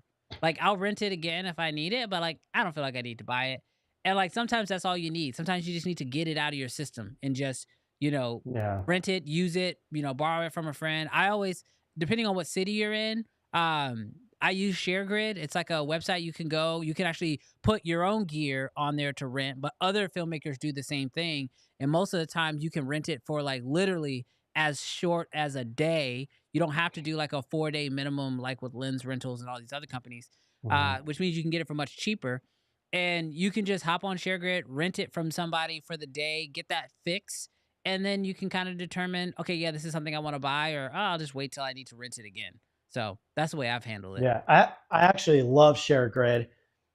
When I was first fumbling into Anamorphics, I was able, and this is when I lived in LA, so like, there's tons of gear there. I was able to rent all these different kind of anamorphic adapters and setups, and people are usually pretty cool. You meet up with them. They can help you out. They can advise you. You can let them know what camera. It's really personal because, again, it's us renting out to us, Right. So it's a pretty cool system. Yes, definitely check out ShareGrid. Not sponsored. All right, here we go. Next one is from Matt. He says, how is the delay on the Pyxis USB-C versus SDI? You haven't got a chance to test the USB-C though, right? That monitor's No, I don't. Yeah, I don't have the monitor or the viewfinder yet. But I can't imagine it's gonna be horrible. No, I would imagine. And the SDI is probably not bad at all either.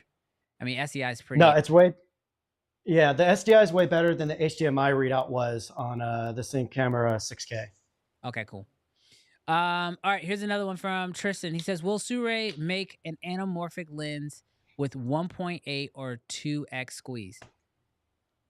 I have no idea. A year or two ago, I've talked to them a little bit, and they had plans for some stuff. But yeah, one, that's all I can say. But two, I don't know. All right, here comes another one from Brady Bassett. He says, does Cam only have Broncos because he saw Brady got one? Brady's doing a whole lot of projecting right now. I think what happened was Brandon bought a Bronco, and then Brady bought a Bronco, and then that influenced Cam to get his Bronco. I think that's is that the chain of events? Is that how it happened? No, I'm pretty sure that's all mixed up. Yeah. Wait, did you get a Bronco first? Yeah, I think I got mine right before you. Or we got it like in the same week or something like that, but like completely unrelated. Yeah. Because you got your when? September, October? I think October last year. I got mine like right at the beginning of October. All right. Thank you. You do anything to yours yet? He says Super Chats isn't available, so we'll get that fixed for next week. What'd you say? Are you doing any mods to your Bronco? No, not yet. No crazy mods on mine yet. I want to get a Brady and I have, just saying. I know. Well, not everybody's got the Bronco deals y'all have. You can email me though. I'll take them. I'll take some. All right. Question coming in from Dallas. He says, how do you guys balance real work and YouTube? Do you feel like there's a stigma with YouTubers? Ooh, this is such a great question. Dallas, this is like question of the day. I appreciate this. I'll let you go first if you want to, or I can go if you need time to think.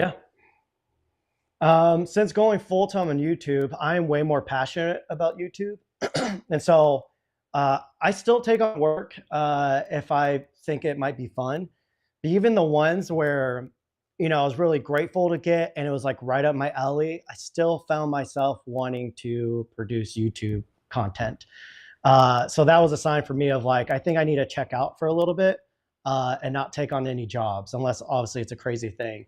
So right now I'm saying no to a lot of work just so I could focus on this. And then I'm sure I'll get bored and then start taking on more work. But yeah, and there's definitely a stigma with YouTubers. But I think it's the funny thing is when I started talking about AI and stuff on my social media, some of my favorite commercial DPs and directors who I didn't even know knew who I was, maybe they didn't before that, started to ask to jump on calls, to have conversations with me. Some of them were cursing, crying, like going through it because the industry's changing so much. And at the end of the conversations, each single one of them asked me, if I want to do YouTube, how do I start? So even though there might be a stigma on the surface, deep down, a lot of people are looking at YouTube. So, dude, that is I think I 100% agree with everything you said on the YouTuber stigma side of it. I will say like the way and also to your point of like how you balance it, like I do commercial and I do YouTube. The one thing I will say is that like I used to do I don't know if I've ever actually said this on my channel yet, but like I used to do like the full productions, right? Like I would do like production all the way through, get client, all that stuff. The only thing that's really changed in my journey is like now I'm more of a day warrior. So I just sort of show up on set, you know, rent out my gear, DP, cam op, you know, first AC, whatever it is, do the job, and then I leave so I don't have to take any edits home. But as far as the balance goes, it's non-existent. Like I don't think I posted the last 2 weeks because I was on set. Like it's only the 18th and I've been on set like 8 days this month. So it's been like a lot of work recently. So that's why like the first part of October I didn't really post too much. And so that's kind of what happens for me. Because like production jobs, they pay really well. So I'm like, hey, I got to do those. I'm going to take them. But then the same thing with YouTube. If there's a really good, you know, sponsorship opportunity, then I'm just gonna, you know, kind of move in that direction too. So I don't think there's like ever a perfect balance. I think it's a scale that you're constantly moving up and down on. And it goes based off of finances, and it kind of goes based off of what you're more interested in the moment. You know, like it's Techtober right now, so there's a lot of opportunities. So yeah, I'm gonna probably release a lot more videos because more tech is coming out in general, and I'm excited about it. But yeah, it's never a perfect balance. I think you're always gonna be doing it. And then as far as the stigma thing goes, I mean, Cam, I know I've been doing this a little bit longer than you have, like, you know, professionally. I just stopped caring. Like, I just literally don't care. I like my mindset is like I do this show live mostly because I want to talk with you guys, like the chat, because you guys are actually here. You're rocking with us, you know, for an hour and a half at this point. But most people who consume our content don't really even rock with you. And the people who are like leaving hateful comments and stuff or have that stigma about YouTubers, they don't really even care. So like, I just don't even let it bother me. But I 100% agree with your statement. People in the industry, and I even deal with it here in Houston, like people who are like, you know, shooting really big projects here in Houston. They talk trash about YouTubers all day. But then when we like actually talk in person, it's like, so like, can you actually make money on YouTube? Like, can you really build a channel? Like, is it like a real thing? And I'm like, yeah, it's a real thing. So yeah, I say when it comes to the stigma, I just let that roll off my shoulder. Like, I don't care. I also think it comes down to your responsibilities too. I don't have a family. I don't have kids, just me and my freaking dog. So I have the ability to, you know, be selfish and to where I could turn down jobs, you know? So if you're somebody who's maybe kind of dealing with it and you really want to do YouTube, you have a lot of responsibilities, that's okay.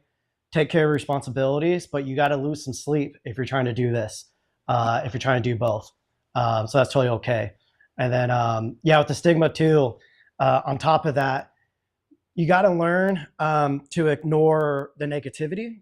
But the best way to do that is you got to ignore the praise and the negativity.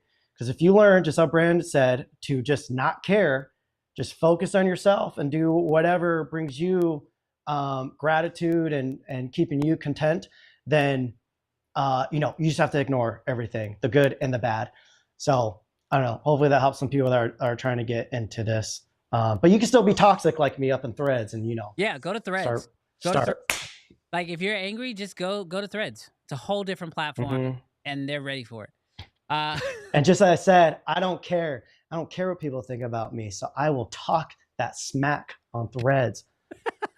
All right. We're going to rip through these last few questions because there's quite a few of them. Chris says, is it raw all the time? I guess he's talking about the Pyxis, I'm guessing. Yeah, it is. Yeah.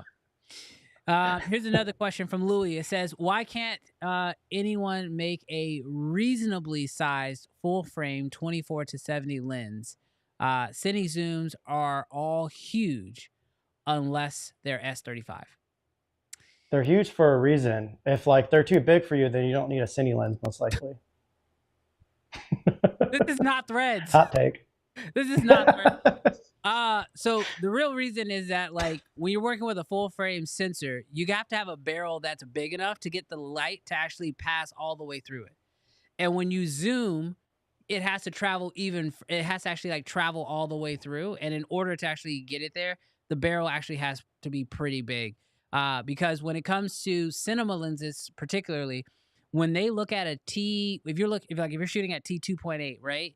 That's not an approximation. That's like an actual measurement of light. And so when you shoot at any T-stop across any cinema lens, that's supposed to be an exact measurement of an amount of light.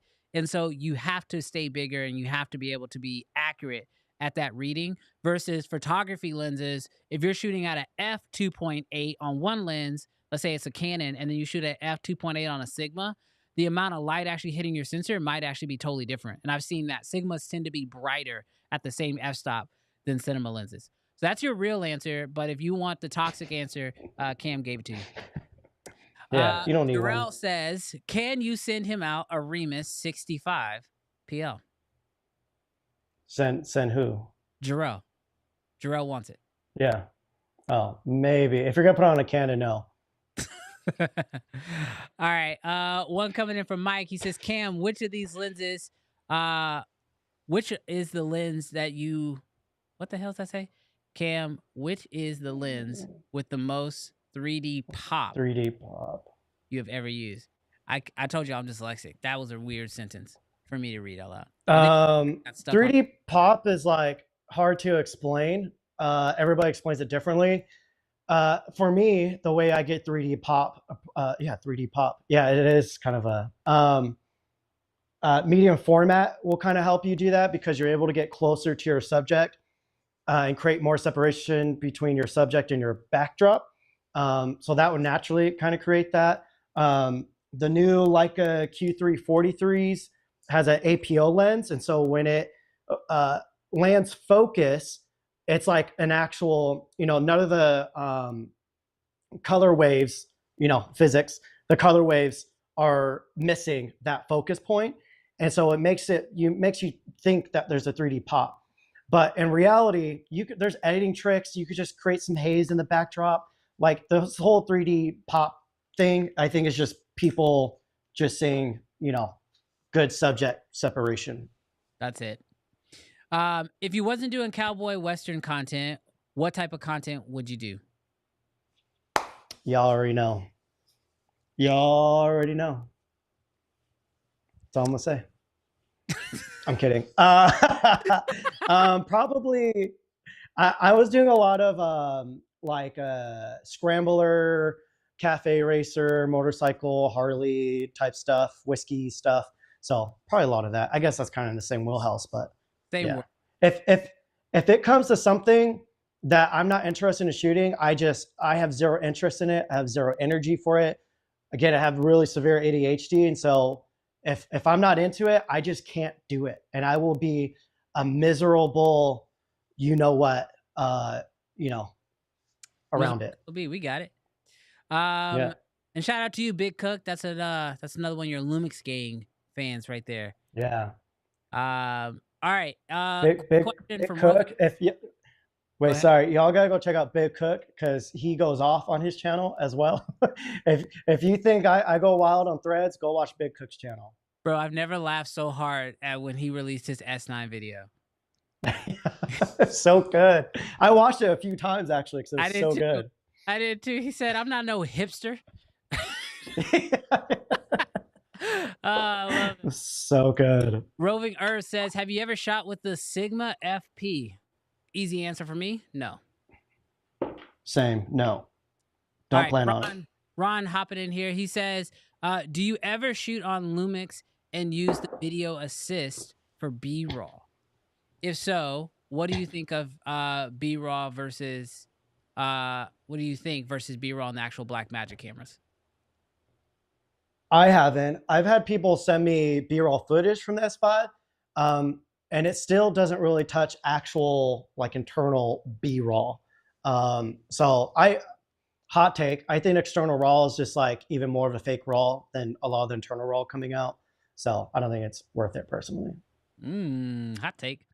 I'll let you decide how you want to answer this question. Cam, do you see Lumix having a potential for cinema use the same way the FX3 was used in the Creator? Yeah, I don't think a lot of people realize like professionals in the field, whether you're a filmmaker or photographer, they don't look at gear and be like, oh, that's like a piece of trash gear. Like, they're not shills. They're not biased into like their investment, like this weird vibe that we have in our community of like people, oh, you don't have what I have, I can't rock with you. How actual professionals kind of look at this, most of them, is they see how they can utilize the tool. And if it's the right tool for the job. If it can't do what it needs to do as a tool for that job, then they don't think like, oh, that's garbage, get that out of my face. They just move on to the other tool that's better for the job. So I'm sure any of these cameras, if you put them on a big set with an amazing DP, with all the budget, all the location and set design and really good story, they're gonna make it look good. So I don't know if that answers it, but no, I think that's a very honest answer. I mean, I actually have a job that's coming up next week where I would love to shoot it on red, but the job calls that, I mean, they didn't tell me what camera I needed to use, but based off what they were looking for, I'm going C70s, and we need 3 of them, So we're going to run C70s because it's honestly the best one for the job. Terry doesn't have a question. He just says you're a shill with a little car. I just had to give Terry a shot. Love you, Terry. All right, moving on. Terry's been up in the chat, so I'm glad we gave him his attention. He has been. I've ignored most of his comments, but I figured I'd give him that one.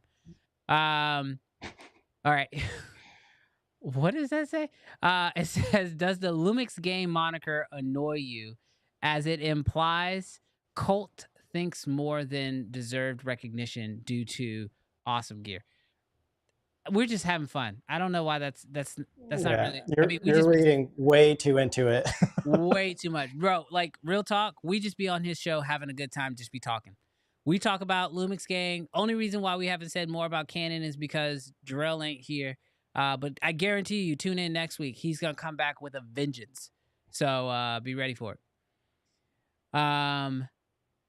Let's pull this up. Hey, on my first, this is from Andy. Hey, on my first comment, I said, I love Cam, but is there any other reason to go for Lumix? He's not mentioned them. LOL, no hate. No, dude, we get it. Andy, we get it. It's all love on the show. Real talk. All right. I think that is most of the questions. Oh, damn, I'm behind. All right, we got to rip through some of these. I'm going to just try to find a couple quick ones that we can move through that I think would be good.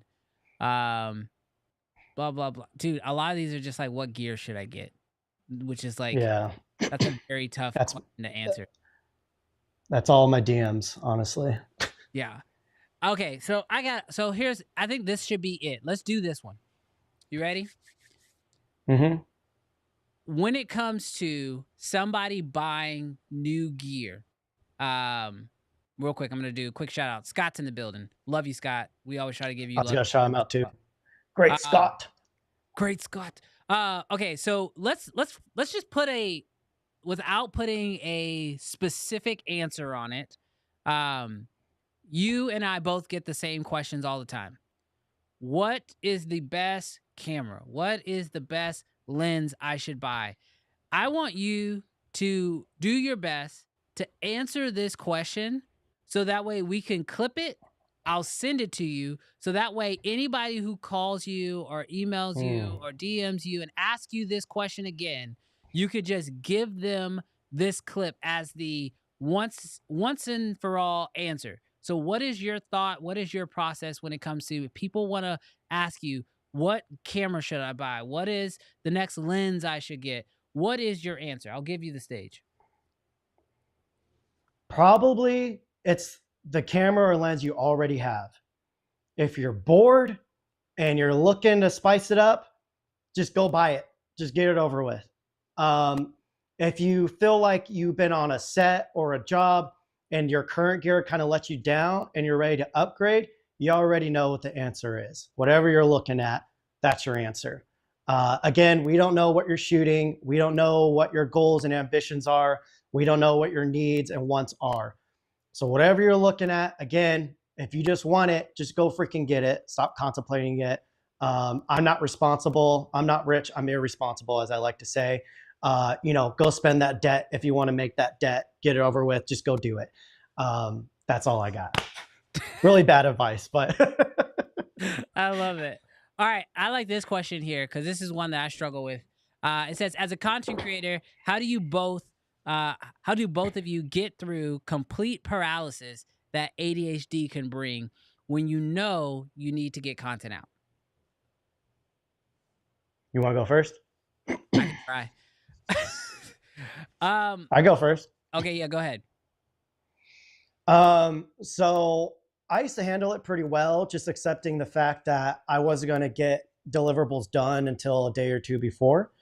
As my career grew, budgets grew, responsibilities grew, that's where it started to like have a big effect on my life, my happiness, getting more work, replying to things on time. So I went and actually got help. So I got prescribed Adderall, and there's a lot of stigma around that as well. I'm totally comfortable talking about it because for me, it's not a stigma. For me, it's an actual thing that's helping my life. So I think a lot of people think they have ADHD who possibly don't. But if what I just described is you possibly might have it. Again, if it's coming like an actual disability to where it's affecting your happiness, your relationships, your work ethic, all of that. You guys know, anybody that has it, you could wake up so excited, full of gratitude, ready to get work done. Next thing you know, it's nighttime, you haven't gotten anything done, and you find yourself depressed and stressed, yada, yada, yada. That's why I got help. You got to try your best to find routine. You got to try your best to find jobs that actually excite you. You got to try your best to shoot it in a way and deliver it in a way that keeps you excited. That's the trick for us. Yeah, I 100% agree with that. I feel like for me, it is allowing first off, I try to set deadlines for myself that don't put me up against the wall. Because then that will stress me out, and that can sometimes make it where I can't move. So I'll give myself let's say it's due on Friday, I'll tell myself I need to have it done by Wednesday. So that way, if I'm not feeling it on Tuesday, I just stop. If I'm not feeling it, I'll just stop. Legit. Cause if I sit there and try to bang my head up against the desk to try to get an edit out, and I just can't bring myself to do it. I know I'm not going to do it. And it's only going to make me feel worse. And then I'm going to feel more like a failure because I wasted all that time. So I just learned that that's normally when I just need to stop and walk away. And so I'll go take my dog for a walk. I love to cook. And so I'll go home and cook. I'll leave my office, go home and cook lunch or something like that. And then I also learned that with at least the medicine that I take, it's it normally hits me on the second half of the day. So whatever is the most important thing for me to do, I try to do that first. It tries to be the very first thing I try to do for the day. And there's this book called The One Thing. I'm dyslexic, so I didn't read it, but I listened to it on Audible or something. And it literally just talks about having one thing that you have to do for the day in order for the day to feel like a success. And so I try to mentally know what that thing is. And that helps me a lot. But to-do list is a big one for me. I'm a big to-do list guy. What kills me and will just stop me is just this feeling of overwhelming amounts of stuff that needs to happen. And so when my brain is just locked up, writing everything down helps me out a lot. I have a white physically writing. Yeah, physically. I have a dry erase board that's right here in my office. It's I don't know, 3 foot by 2 foot or something like that. A really big dry erase board. I'll just write down everything that's currently stressing me out on there.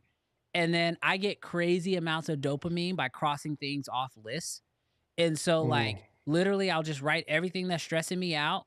And then I'll look at the list and find what is the easiest thing for me to do to just get it done. And sometimes it's sending that email that I should have sent 2 days ago that I didn't send, that's been stressing me out for 2 days and has kept me locked up from being able to get anything else done. And literally it's just send the email. Why can't I just send the freaking email? So when it's written on the board, I can just be all right, I'm going to send this email right now. That's the only thing I'm going to focus on doing is just send this one email. And that normally can get me out of that paralysis state. So that's what helps me. But some days you just got to walk away and just be all right, I lost. It's not a good day. I'm coming to terms with this later in life. I just got prescribed maybe a year ago, and it took me 6 months to actually really start taking my meds, like just accepting it, you know? And now I'm learning to accept on those days where I know it's not happening.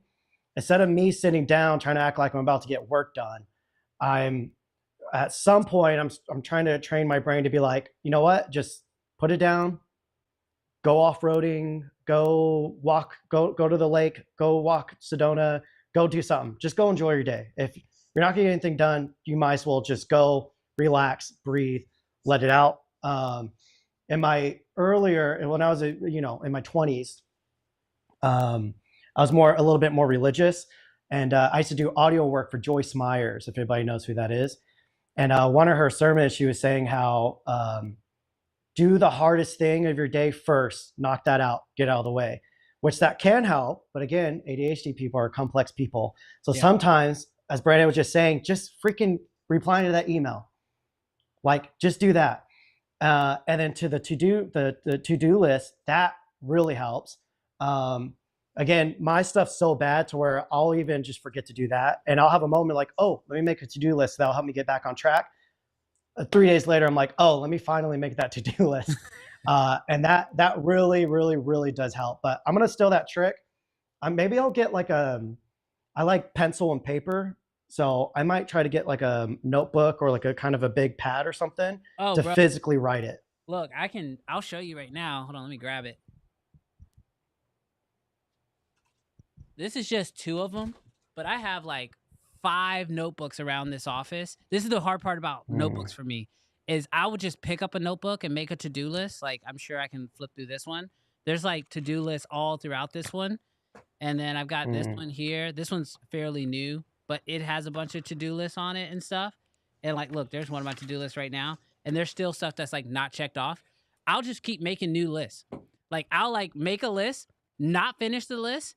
And then when I get stressed out again, make a new list with stuff that was probably on the last list. So the only problem with having too many notebooks is like when you actually need to like, oh crap, which notebook did I write that to-do list in? I'm like, screw it, I'll just make a new list. But no, like you're 100% right. Some days doing the hard thing first is super helpful, but some days you ain't got it, you know? And like when I went and spoke to like a therapist like a while ago, he was like, some days you can lose. It's okay. And like, I think what kills a lot of us, especially when we're creators, I don't know if this is like for you, but this is like for me.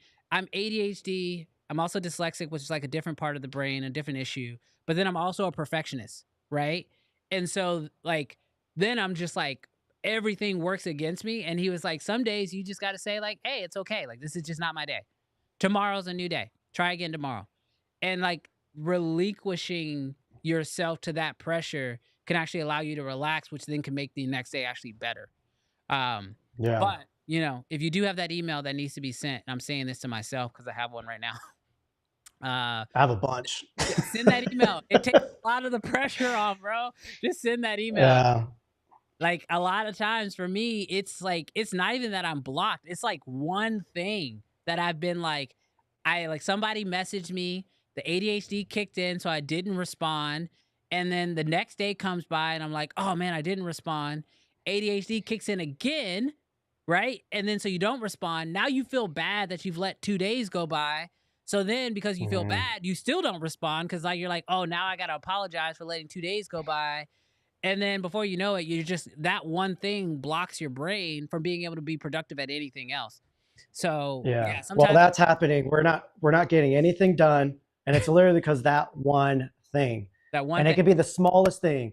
It could be throwing the Amazon box away in the trash. That one thing is enough for us. I don't return it. I buy it and then I'm like, I don't need this anymore. And then I need to return. You know how much stuff is in this office that was supposed to be returned that didn't get returned? Like, and then it just, I call that the ADHD tax. That's the ADHD tax right there. When you gotta pay or you gotta rebuy stuff because you lost it, you don't remember where you put it, or you didn't return something that you said you were gonna return, so now you don't get your money back on it. That's just an ADHD tax. That's just part of the journey. I'd be giving stuff away to friends all the time because I'm just like, well, I missed the window to return it. And like the freaking FedEx office is literally around the corner from my house. And it's just. Dude, same. I got a UPS right there. And like Amazon makes it easy. They're like, you don't even got to box it up. Just drop it off. And I just don't do it. Yeah. Yeah. It's tough. I really wish there was a, some kind of like therapist, filmmaker, creator or something in our space. Because I do think there's a lot of mental health stuff going on in our space from, I think humans are all tribal, obviously. Yeah. We were cavemen longer than we were civilized people. And I think a lot of people are looking for their people to be grouped with. And I think this is where all the silly brand wars come into play. And I think a lot of people come to YouTube and, you know, they find their tribe through YouTube. But then it starts getting kind of toxic a little bit. So I do wish if there's any therapists or filmmaking therapist type people on there to start kind of exposing some of this mentality and kind of helping us, because I would love for our space to get back into actual filmmaking and growth and, you know, being positive with each other and uplifting each other and supporting each other instead of always just bashing each other over like, oh, this camera, you blah, blah, blah. Like, so like Jarrell being a Canon shill and stuff, you know, like I just want healthy people back in the space. Oh, you're gonna have to come back because I gotta let Jarrell defend himself. I'm gonna have to let him defend himself. No, I 100% agree. We actually talked about that last week. And what I loved was that so when we talk about gear, obviously those videos tend to do better because it's YouTube. But last week we made a video just talking about being more positive and like uplifting to each other because of some comments we saw on somebody else's video. It wasn't even ours. And we posted that as a clip, and that clip has done really well. And people like the comment, when I say done really well, I don't really care about views. I'm talking about just like the way that people are responding to it via, you know, the comment section and stuff like that. And that's what we need more of. We just need more people being positive to one another, lifting us up. Because you're right. I think sometimes even as creators, like we talk a lot about gear and like not necessarily show a lot of our creative work because you're a little worried about being judged for the work. But you know, if you talk about a piece of gear and somebody judges the gear, it's not you, it's the gear, you know, it's not your actual work. And so, yeah, I'm really excited to see people to continue to post their work and actually share it with us. As you guys know, here on the Uncensored Show, we love like hanging out with you guys on a weekly basis, hanging out. Like this is that community, you know, that you're talking about. Like we love having this community element of it, hanging out, talking about real stuff that we're going through, our jobs, our projects, and even as you said, some of the ADHD stuff that can cripple us. And I can tell from even the chat that, you know, I think a lot of what we said has resonated with some people. Because I think there's something about that also drives you to be a creator. So I don't know. It seems like the more creators I talk to, the more I see actually kind of resonate with those same things. Yeah, because I think creativity gives us the avenue to pursue things that, like I just saw like a meme or it's like some kind of study where most like business owners have ADHD. And the reason, you know, you kind of fall into is because it's hard for us to have a normal 9 to 5. Like the last 9 to 5 I had was like 8 or 9 years ago, and I was miserable. Like I am the most miserable person at a day job, and I can't hide it no matter how much I try to. But going full circle to the indigenous work that I'm trying to do, that's one thing that I always leave anytime I visit any reservation, whether it's my own or somebody else's.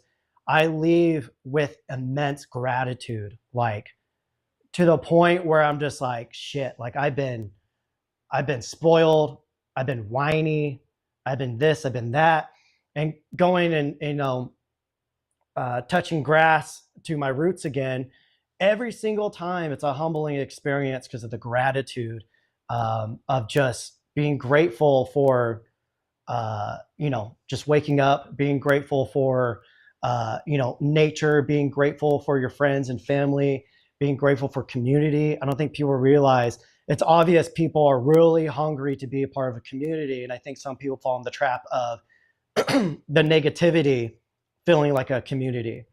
And so, yeah, I don't know. I think our space used to be a little bit more positive until People, I think there's a lot of tech heads who aren't actual creatives, who are in the community now. And those tend to be the people that kind of will judge or crap on people for their perspective. And then you have a lot of people that, might be a little bit of both and they're trying to figure it out. And so I just think everybody just needs to, figure out who they are, figure out what makes them happy, leave other people's names out of your mouth, like just enjoy what you do and just share that. And you will find community through that, just being authentic, instead of, following whatever, is going on out there. Well, I've been doing this for 6, 7, dang, I'm dating myself. I've been doing this for a few years, and I can tell you, those people who do it the way that you just mentioned, have gratitude, be a creator, focus on your stuff, those are the ones that actually make it, and those are the ones that stay. And I've seen lots of creators come and go, So, dude, thank you so much for hopping on the show. I appreciate you filling in for Jarrell this week, since he was out of town. It's been great to actually hang out and talk with you. I mean, I know we've hung out before, but in the different space here.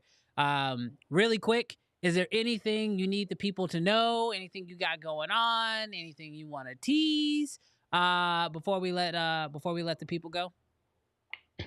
Well, first off, in the comments, guys, do let me know if you think I was a better co-host than Jarrell.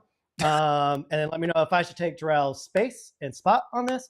Put it down in the chat. Let us know. Make sure you thumbs up if you think I'm better than Jarrell. Second, I teamed up with audio.com. They made custom music for me. Wait, you're with Audio? I had no idea. I had no idea, because your ad runs on my Instagram nonstop, bro. I see your face more than I see pictures of my own kids on social media, because they run that ad like crazy. But I'm sorry, continue. Hey, I got nothing to do with that, okay? But we worked on music together, so stay tuned. Exciting announcement for that. I'm selling these large prints at Headwest Prints, Headwest, something like that. Horrible plug. Send me the link in the description. Okay, that's pretty much it. These hats will be on sale soon. You've been saying for like 4 months, but we'll see. Dude, thank you so much for coming on. I love hanging out with you. Sedona looked like she's passed out, but she did great. She did fantastic. We love hanging out with you guys every single week. Thank you guys so much for tuning in for this week's episode of Uncensored. And because Jarrell cannot be here this week, I will give you his final words, which is always peace.